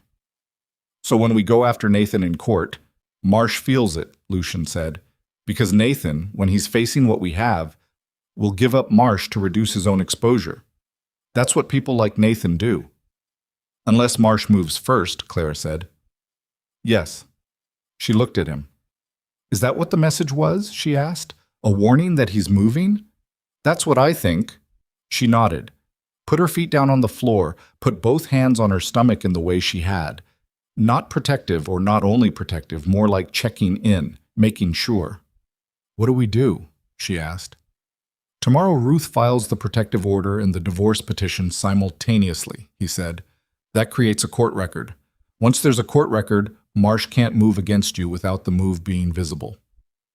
And before tomorrow morning? He looked at her. You stay here, he said. You don't go anywhere, you don't contact anyone, you keep your phone off except for Ruth's number. He paused. And I deal with tonight. She looked at him steadily. What does that mean? It means I'm going to make sure Nathan Vale understands clearly what his situation is, Lucian said. Not through intermediaries, directly. Lucian, not violently, he said. I want to be clear about that. Not because I couldn't, but because it would cost you everything in court, and I'm not going to do that to you. He paused. But Nathan Vale needs to understand tonight that his better option is cooperation. And he needs to hear that from me, because lawyers and process servers haven't moved him, and Marsh's people sending threats haven't helped, and Nathan is a man who responds to the presence of someone he's afraid of. Clara was quiet for a moment. And he's afraid of you, she said. Yes. She looked at him a long time, the way she looked at things when she was running the full calculation. Not just the immediate move, but the thing after the thing, the shape of the board several turns out. Don't give him anything he can use, she said. No threats on record, nothing he can go to the police with. I know how to have a conversation, Lucian said. She nodded. I know you do, she said. That's not what worries me. He waited. What worries me, she said, is that you've been handling things for so long that you forget to leave room for the part where I handle things. She paused. I need to be in that courtroom, Lucian. I need to be the one standing up, not you standing in front of me. I know, he said. Do you? He held her gaze. Yes, he said. I know. Heat. Nathan Vale opened his hotel room door at 9:47 p.m. and found Lucian Varelli standing in the corridor. He tried to close the door. Lucian put one hand flat against it. Not hard. He didn't need hard. He just held it, steady, and looked at Nathan with the particular quality of stillness that communicated everything about the cost of resistance. Nathan stepped back. Lucian came in. He didn't wait to be invited. He let the door close behind him and looked at the room. The bed with the manila envelope on it, the half-eaten room service on the desk, the curtains drawn against the city. And then he looked at Nathan Vale for the first time. Nathan was thinner than his photographs, taller than Lucian had expected. He had the face of a man who had been told he was handsome often enough that he still believed it even now, standing in a hotel room at 10 p.m. looking at the person who had undone his plan. And the combination of habitual charm and current terror was almost interesting. Almost. Sit down, Lucian said. You can't just... Sit down, Mr. Vale. Nathan sat on the edge of the bed. His hands went to the manila envelope automatically and then stopped, like he'd caught himself reaching for something he didn't want Lucian to see him reach for. Lucian pulled the desk chair around and sat across from him, close. Not threatening, close. Just the distance that removed the option of pretending this was anything other than what it was. Gerald Marsh, Lucian said. Nathan's face did something complicated. Don't, Lucian said. Nathan closed his mouth. Here's what's happening, Lucian said. Tomorrow morning, Clara's attorney files a divorce petition and an emergency protective order simultaneously. Those filings will include financial forensic documentation of the insurance policy, the Nevada LLC, the money transfers, and the testimony of Derek Cho, who is currently in conversation with that same attorney about the terms of his cooperation. He paused. You're going to be served within 48 hours. Nathan's jaw was working. That's all circumstantial. Gary Tallis, Lucian said. Nathan stopped. Tallis wrote the policy. Tallis has the secondary LLC relationship. Tallis has a history with Gerald Marsh that goes back to 2016 and does not become less interesting the closer you look at it. Lucian leaned forward slightly, elbows on knees. When Ruth Calloway gets Tallis in a deposition, and she will, because his exposure in this is significant and he knows it, he is going to give her Marsh. And when she has Marsh, she has the full architecture. He paused. Which includes you. Nathan's face had gone the color of the snow outside. What do you want? Nathan said quietly. I want you to understand your position, Lucian said. Your position is this. You can fight this in court on Clara's timeline, with the documentation she has, and lose slowly and expensively and very publicly while Marsh distances himself from you, because that is what Marsh will do the moment this becomes a courtroom matter. Or, he paused, you can contact Ruth Calloway tomorrow and discuss the terms of a cooperative arrangement that reduces your exposure and gives Clara what she needs without a prolonged custody battle. You're asking me to roll over. I'm telling you that rolling over is the only version of this where you walk away with anything left, Lucian said. The other version ends with you prosecuted for fraud, insurance conspiracy, and whatever the DA decides to make of a pregnant woman left in a blizzard at a decommissioned train station, which is not a charge in the statutes, but is very much a fact that a jury will hear. Nathan looked at him. His hands were flat on his thighs. "If I cooperate, talk to Ruth Calloway," Lucian said. "Not to me. I need—" Nathan stopped, started again. "Marsh won't let me just—" "Marsh," Lucian said, "is not the person in this room." Nathan looked at him with an expression that was beyond fear now. It was the expression of a man who has run the board and found that every path leads somewhere he can't survive, and is looking at the person across from him and trying to identify which direction hurts least. Lucian stood up. "Tomorrow," he said. "Ruth Calloway's office opens at 8:30. He left. Yeah, Clara's labor started at 3 a.m. Not the false contractions of 2 weeks ago. Real labor, the kind with a rhythm and a pace and a certainty about it, the body making a decision independent of everything else happening in the world around it. Lucian heard her moving at 3:10 and was in the hallway at 3:12, and found her standing outside the guest room door, with one hand on the wall and a look on her face that was simultaneously completely focused and very far away. "How far apart?" he asked. 8 minutes, she said. "Since about 2:30. You didn't wake me." "I was timing them," she said. "I wanted to be sure."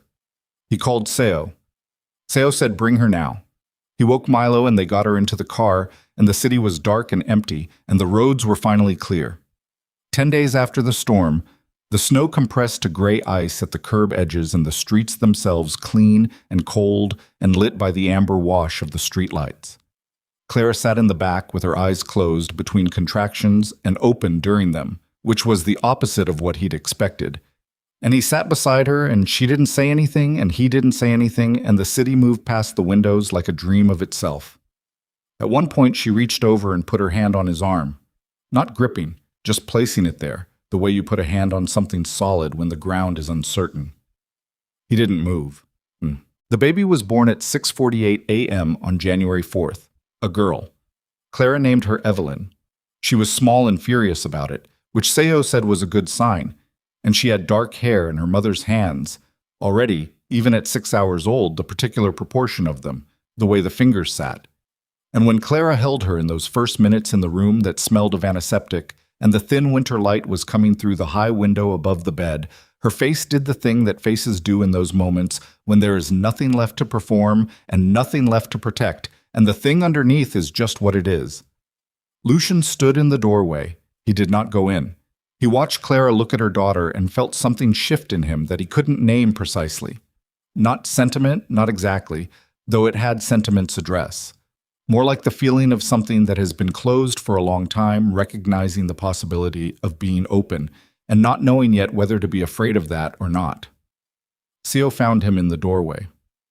"She's asking for you," Seo said. He went in. Clara looked up when he came to the side of the bed. She looked wrecked and complete in equal measure. The way people look after labor, after anything that takes everything and delivers something that makes the cost beside the point. She held Evelyn out toward him slightly, not handing her over, just showing her, the gesture of someone saying, "Look what we're protecting." "Evelyn," she said. He looked at the baby, at the name. "Your mother," he said. "Yes." She paused. "She would have liked you," she said. "She liked people who did the right thing and didn't make a production of it." He didn't say anything to that. He wasn't sure there was anything to say. His phone buzzed. He looked at it. Milo. Marsh's attorney just called Ruth's office, requesting a meeting.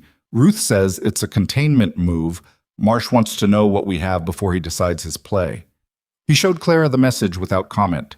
She read it, shifted Evelyn slightly in her arms. Her jaw set in the way he'd come to recognize, the way it set when she'd decided something and the deciding was done. "Tell Ruth," Claire said, "that I'll be in her office on January 7th, not before. Marsh can wait 3 days. You just gave birth 6 hours ago." "I know exactly when I gave birth," she said. "Tell Ruth January 7th. He looked at her. At the flatness in her eyes that was not coldness, he'd understood that by now, but the particular quality of a person who has moved past the place where fear lives and arrived somewhere quieter and more absolute on the other side of it. He typed the message to Milo. His phone buzzed again seconds later. Not Milo this time. An unknown number. He looked at it. A photograph. He looked at the photograph for 3 seconds and felt something move in him that rarely moved, a spike of cold adrenaline, clean and sharp behind the sternum. The photograph was of this room, through this window, taken from outside from the street or the adjacent building in the last hour. Clara in the hospital bed, him standing in the doorway. Whoever had sent the burner message 4 days ago was not done, and they knew where she was. He put the phone in his pocket, looked at Clara. She was looking back at him. She'd seen his face change. She was already reading it. "What?" she said. Not a question. "Nothing that can't wait until you've slept," he said. "Lucian." He held her gaze. "They know where you are," he said. "They're watching." Clara looked at him. Then she looked down at Evelyn, at the 6-hour-old face of her daughter, at the dark hair and the furious aliveness of her, and something moved through her expression. Not fear. He watched specifically for fear, and it wasn't there. Something harder and more final than fear, the last remnant of the woman who had been left in the snow burning away in the cold morning light, replaced by something that had no name yet, but had edges and weight and direction. She looked back up at him. "How long do we have?" she asked. "Before they make a move? I don't know. Marsh requested the meeting with Ruth. That tells me he still wants to negotiate rather than escalate. The photograph is a message, a pressure tactic." "He wants us scared," Clara said. "Yes." "Does it work on you?" Lucian looked at her. "No." "Then it doesn't work on me either." She shifted Evelyn against her chest. "Get Milo to move us, today. Somewhere Marsh's people don't have a photograph of. Already planning it. And the January 7th meeting with Ruth stands." "Clara, it stands," she said. The flatness in her voice was absolute.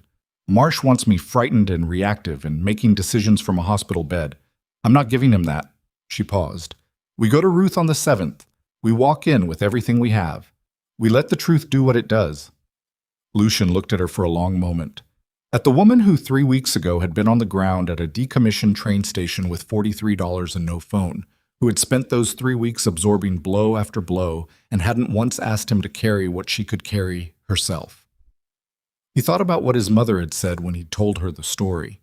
Lucian Varelli, who chose her words with the precision of someone who had never had enough of them to waste. "That kind of woman doesn't need saving, Lucian. She needs ground to stand on." He'd given her the ground. The standing was hers. "January 7th, he said. "January 7th, she confirmed. Outside the window, Portland was cold and bright, and the river moved the way it always moved, indifferent, relentless, carrying everything downstream whether it was ready to go or not. Somewhere in the city, Gerald Marsh was waiting for an answer. Nathan Vale was staring at a phone he hadn't called yet. Derek Cho was sitting with the weight of a decision he couldn't unmake. And in a clinic room on the east side, Clara Whitmore held her daughter against her chest and looked at the man in the doorway and felt the ground beneath her, hard and cold and real, and knew, with the certainty that lives past fear and past grief and past everything that had been done to her in the dark, that she was not going to lose this. Not today. Not on January 7th. Not ever. January 7th came in cold and clear. The kind of Portland morning that arrives after the worst of winter has said what it needed to say. The sky a hard, pale blue.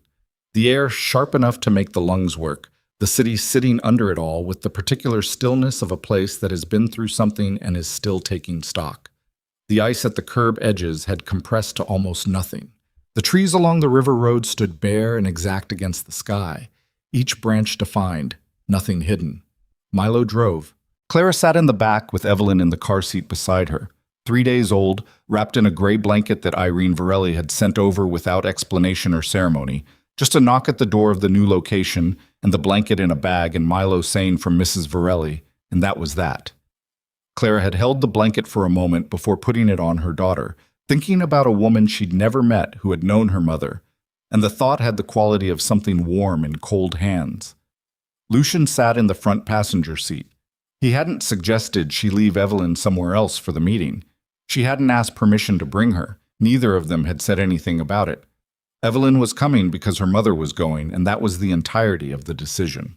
Ruth's office was on the 14th floor of a building downtown, that had been there since 1987 and showed it, solid, without pretension, the kind of building that communicated we are here to work through its architecture alone. Ruth was at the door of the conference room when they came off the elevator, already in her reading glasses, already with the particular focused quality of a woman who had spent the night preparing and felt good about what she'd prepared. She looked at Clara. "How are you?" Ruth asked. Not perfunctory, actually asking. "Ready?" Clara said. Ruth nodded once. "Good." She looked at Evelyn. Something moved in her face. Brief, genuine. Then she put her reading glasses back up and turned toward the conference room. "Let's go." Gerald Marsh arrived with 2 attorneys. This told Lucian something. One attorney was representation, standard, expected. 2 attorneys was a man who was trying to determine the shape of something before he committed to a direction, who wanted one attorney listening and one taking notes, who wanted to be able to confer quietly in the margins. It was the behavior of a man who didn't know what was in the room yet. Marsh himself was 61, built like someone who had been athletic 30 years ago and carried the memory of it in his posture without the substance. Silver hair, a dark suit that was too careful for a private meeting, the kind of tan that January in Oregon didn't explain. He had the face of a man who had been powerful long enough that the power had settled into his features permanently, the way water settles into stone. You could see the shape of where it had been, even when it wasn't there. He looked at Clara when he came in. She looked back. She was sitting at the conference table with Evelyn in the car seat beside her chair, one hand resting on the edge of it, not gripping, just present, the way she kept her hands on things she was protecting.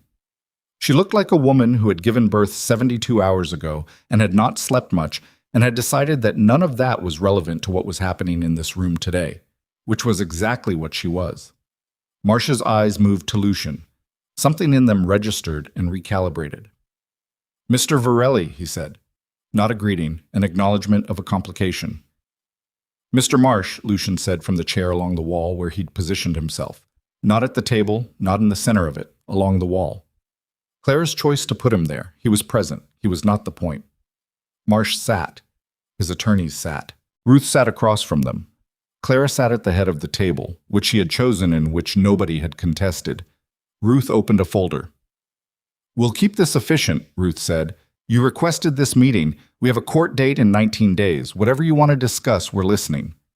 Marsh's lead attorney, a man named Croft, 60, silver at the temples, the practiced ease of a litigation specialist, leaned forward. "Our client is here in a spirit of resolution," Croft said. "The matters currently filed involve significant allegations that our client believes can be addressed through direct conversation before your client's name appears in the financial architecture of a fraudulent life insurance scheme targeting my client," Ruth said. "That's not an allegation. That's a documented connection that we will be presenting in 19 days. If your client is here to discuss resolution, let's discuss resolution. If he's here to assess what we have, this meeting is over." Croft paused. Looked at Marsh. Marsh was looking at Clara. "Mrs. Vale," he said. "Whitmore," Clara said. Flat. Immediate. "I've filed to restore my name." Marsh absorbed this. "Mrs. Whitmore." He paused. "I want you to understand that my involvement in the arrangements between my daughter and Nathan Vale was—" "Mr. Marsh," Clara said, "I'm going to stop you there." He stopped. She leaned forward slightly. Her voice had no anger in it. This was the thing that Lucian watched, the thing that he suspected Marsh had not prepared for. She wasn't angry. She was clear. There was a difference that mattered enormously. "I'm not interested in how you characterize your involvement," she said. "I'm interested in what you're offering. Speak to Ruth." Marsh's jaw tightened fractionally. He was not a man who was spoken to this way. His face showed it, the flicker of a man recalibrating toward a woman he had not assessed correctly. He turned to Croft. Croft turned to Ruth. What Marsh was offering: full withdrawal of any financial claims connected to the Nevada LLC and Gary Tallis. A written statement disavowing knowledge of the intent behind the insurance policy. A monetary settlement, a number that Croft wrote on a piece of paper and slid across the table. Ruth looked at the number, slid it to Clara. Clara looked at it. slid it back to Ruth without expression. "Not enough," Ruth said, "and the written statement is insufficient without a sworn deposition." 2 hours. That was how long the negotiation took. 2 hours in which Croft and Ruth moved the pieces with the careful formality of people who understood the rules of the game they were playing, and Clara sat at the head of the table and held the line on 3 things that Ruth had told her the night before were the 3 things: the sworn deposition from Marsh about his role in the financial structure, the full custody settlement in Clara's favor with Nathan's rights reduced to supervised visitation subject to the criminal proceedings, and a financial settlement large enough to secure Evelyn's future without Clara needing anything from anyone she didn't choose. Marsh held on the deposition for 40 minutes. Croft argued it was unnecessary given the written statement, given the settlement amount, given the spirit of resolution. Ruth was unmoved. Clara said nothing during this 40 minutes. She sat with her hand on Evelyn's car seat and looked at the table in front of her with the particular patience of someone who had waded through worse. It was Marsh who broke it. He looked at Clara, and she felt the look, the assessment, the calculation, the thing powerful men do when they're deciding whether the person across from them has the endurance they're displaying or whether it's performance that will crack under sustained pressure. She met his eyes and didn't look away, and didn't change her expression and let him look for as long as he needed to. He looked away first. "The deposition," he said to Croft. "Agreed." Nathan came alone.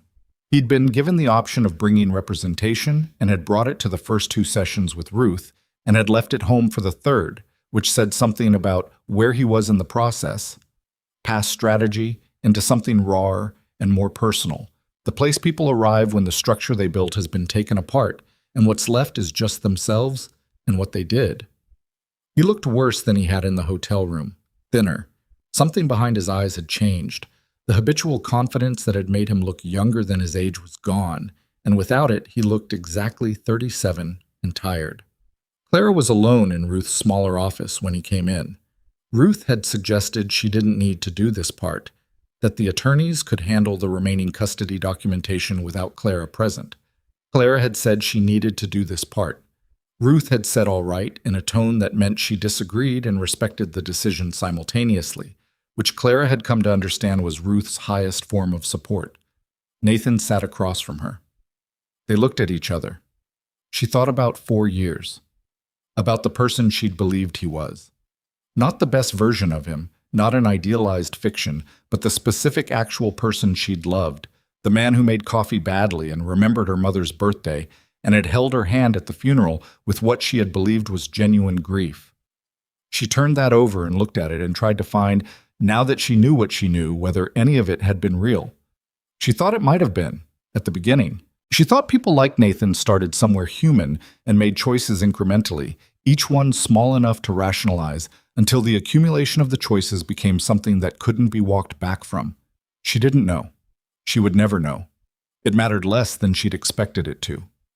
"I need you to understand something," she said. Nathan looked at her. He didn't try to speak first. "This is not about hurting you," she said. "What's happening in this room? What happened in Ruth's conference room? None of it is about punishment. It's about Evelyn." She paused. "She is going to grow up knowing exactly who kept her safe and exactly who didn't. I'm not going to tell her that. She's going to know it because it's true, and truth has a way of being visible over time." She paused. "The supervised visitation that's been agreed, that's a door. Whether it opens wider depends entirely on what you do with it." Nathan's throat moved. "I didn't," he started. "Don't," she said, gently. Not the flatness she'd used with Marsh, something quieter. "I know you're going to tell me you didn't mean for it to go as far as it did. I know you believe that. I'm not asking you to explain yourself to me, Nathan. I'm telling you that your daughter is going to be fine. She's going to have a good life. And the question you need to spend the rest of your life answering isn't one I can help you with." He looked at her for a long time. "I'm cooperating with the DA's office," he said. "Fully. Everything I know about Marsh and Tallis and the whole structure." He paused.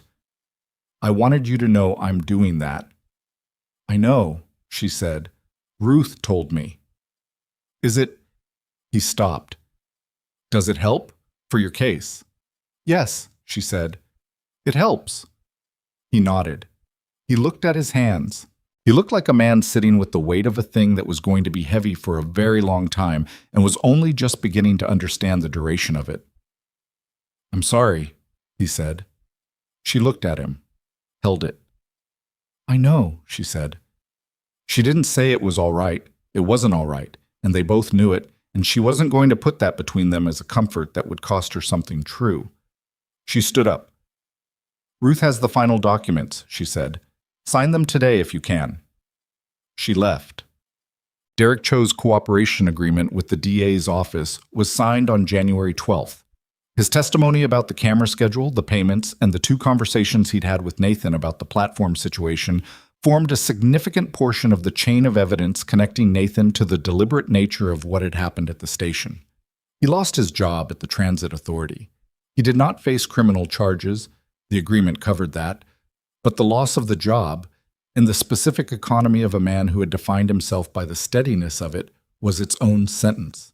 Jenny called Clara on January 14th. Clara answered. They talked for a long time, not about Derek, not about what Jenny had known or not known, or told herself to keep from knowing. Not yet, not in this call.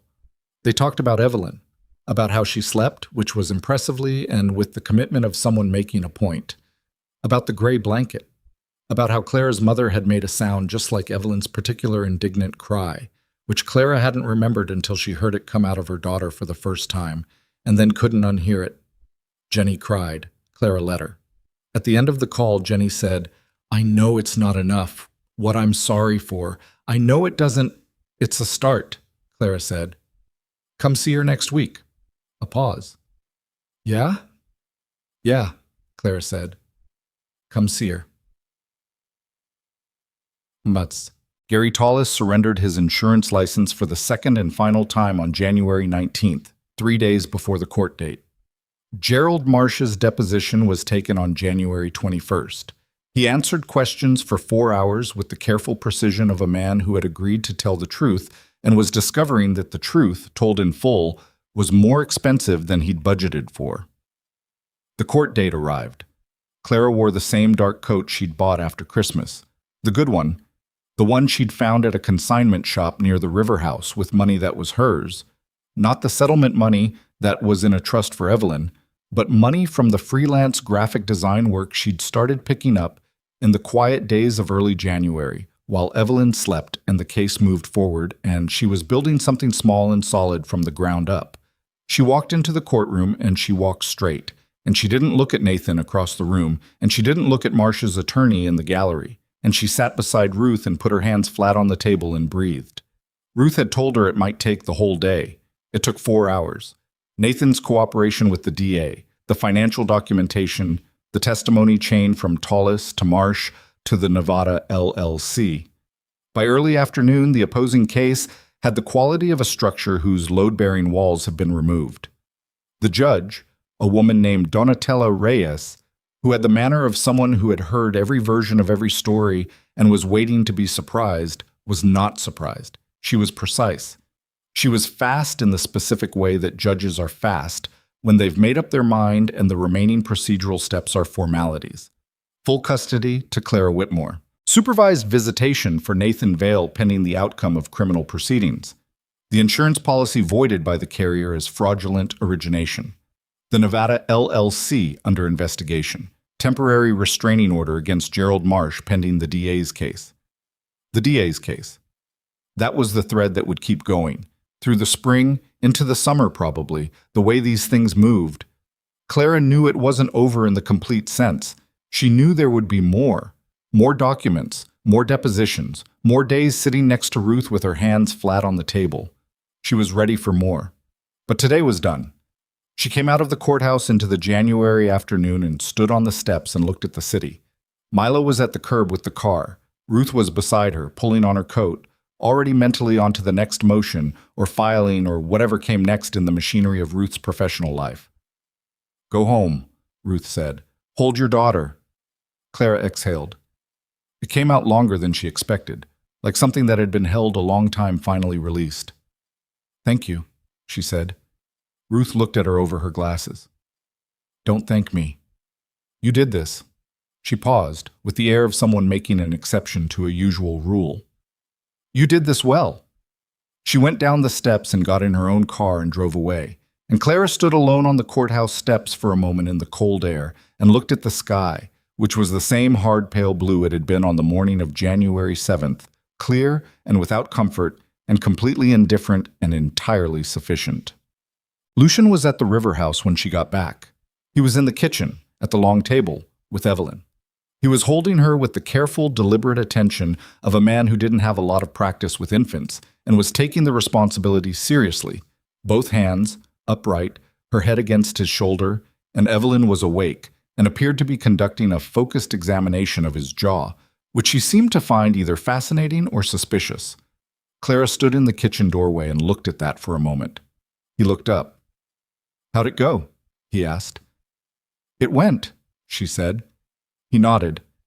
He understood the compression of that. She came in and sat across from him, and he held Evelyn a moment longer before transferring her across the table with the same careful precision, and Clara took her daughter and felt the specific gravity of her, the realness of her, the warm, irreducible weight, and sat with that. "Marsh?" Lucian asked. "The DA has him," she said. "It'll take time." "It will," he agreed. They sat. The river moved outside the windows. The light was going. January in the Pacific Northwest, the light always went earlier than felt reasonable.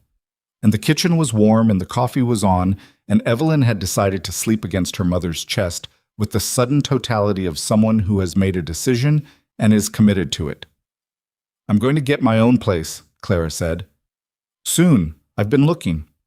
Lucian looked at her, not with surprise, with the expression of someone who had been expecting this, had thought about what he wanted to say when it came, and was now deciding whether to say it. "Okay," he said. I need to build it myself," she said. "Whatever comes next, I need it to be mine."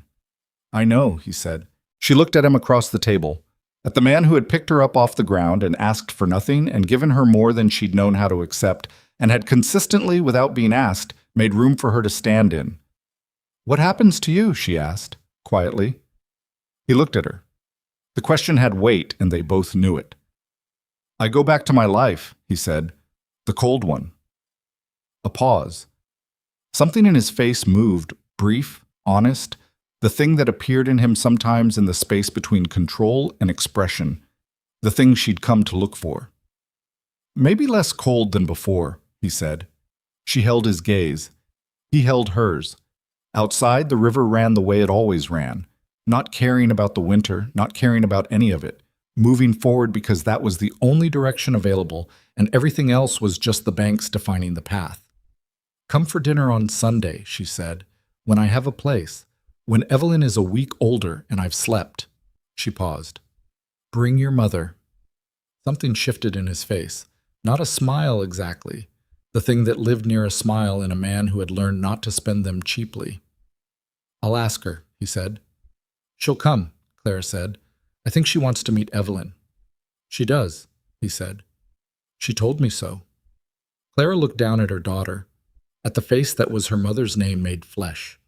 Not her mother, not a replacement for her mother, something new that carried something old in it, the way things survive by continuing rather than repeating. She looked at the dark hair and the closed eyes and the absolute unconscious trust of a sleeping child, and felt, moving through her like the river outside, the thing that she hadn't known how to feel since the station, since before the station, since the long months of a marriage she hadn't known was already over. She felt like herself.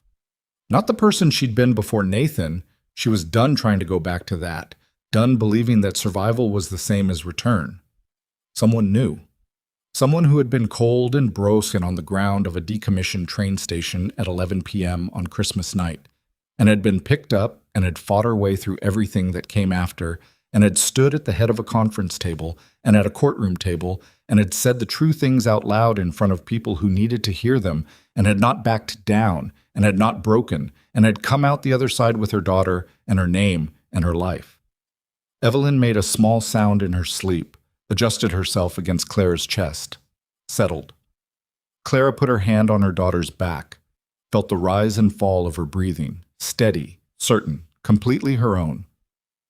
The kitchen was warm, the river ran, the light outside the windows had gone to the particular blue-gray of a January dusk in a city that had been through something and was still standing. Clara Whitmore sat at the table with her daughter sleeping against her, and looked at the man across from her and thought about what her mother had always said, at the end of the bad stories, the ones she used to tell when Clara was old enough to hear the hard versions. The measure isn't whether you fell. Her mother's voice, clear and certain, and as present as the warm weight in her arms. The measure is what you were doing when you got back up. She had been protecting her daughter. She had been telling the truth. She had been standing on her own 2 feet in a room full of people who had bet she wouldn't.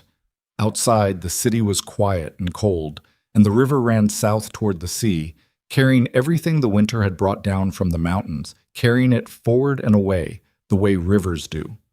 Without ceremony, without hesitation, simply because the water that has been somewhere must go somewhere else.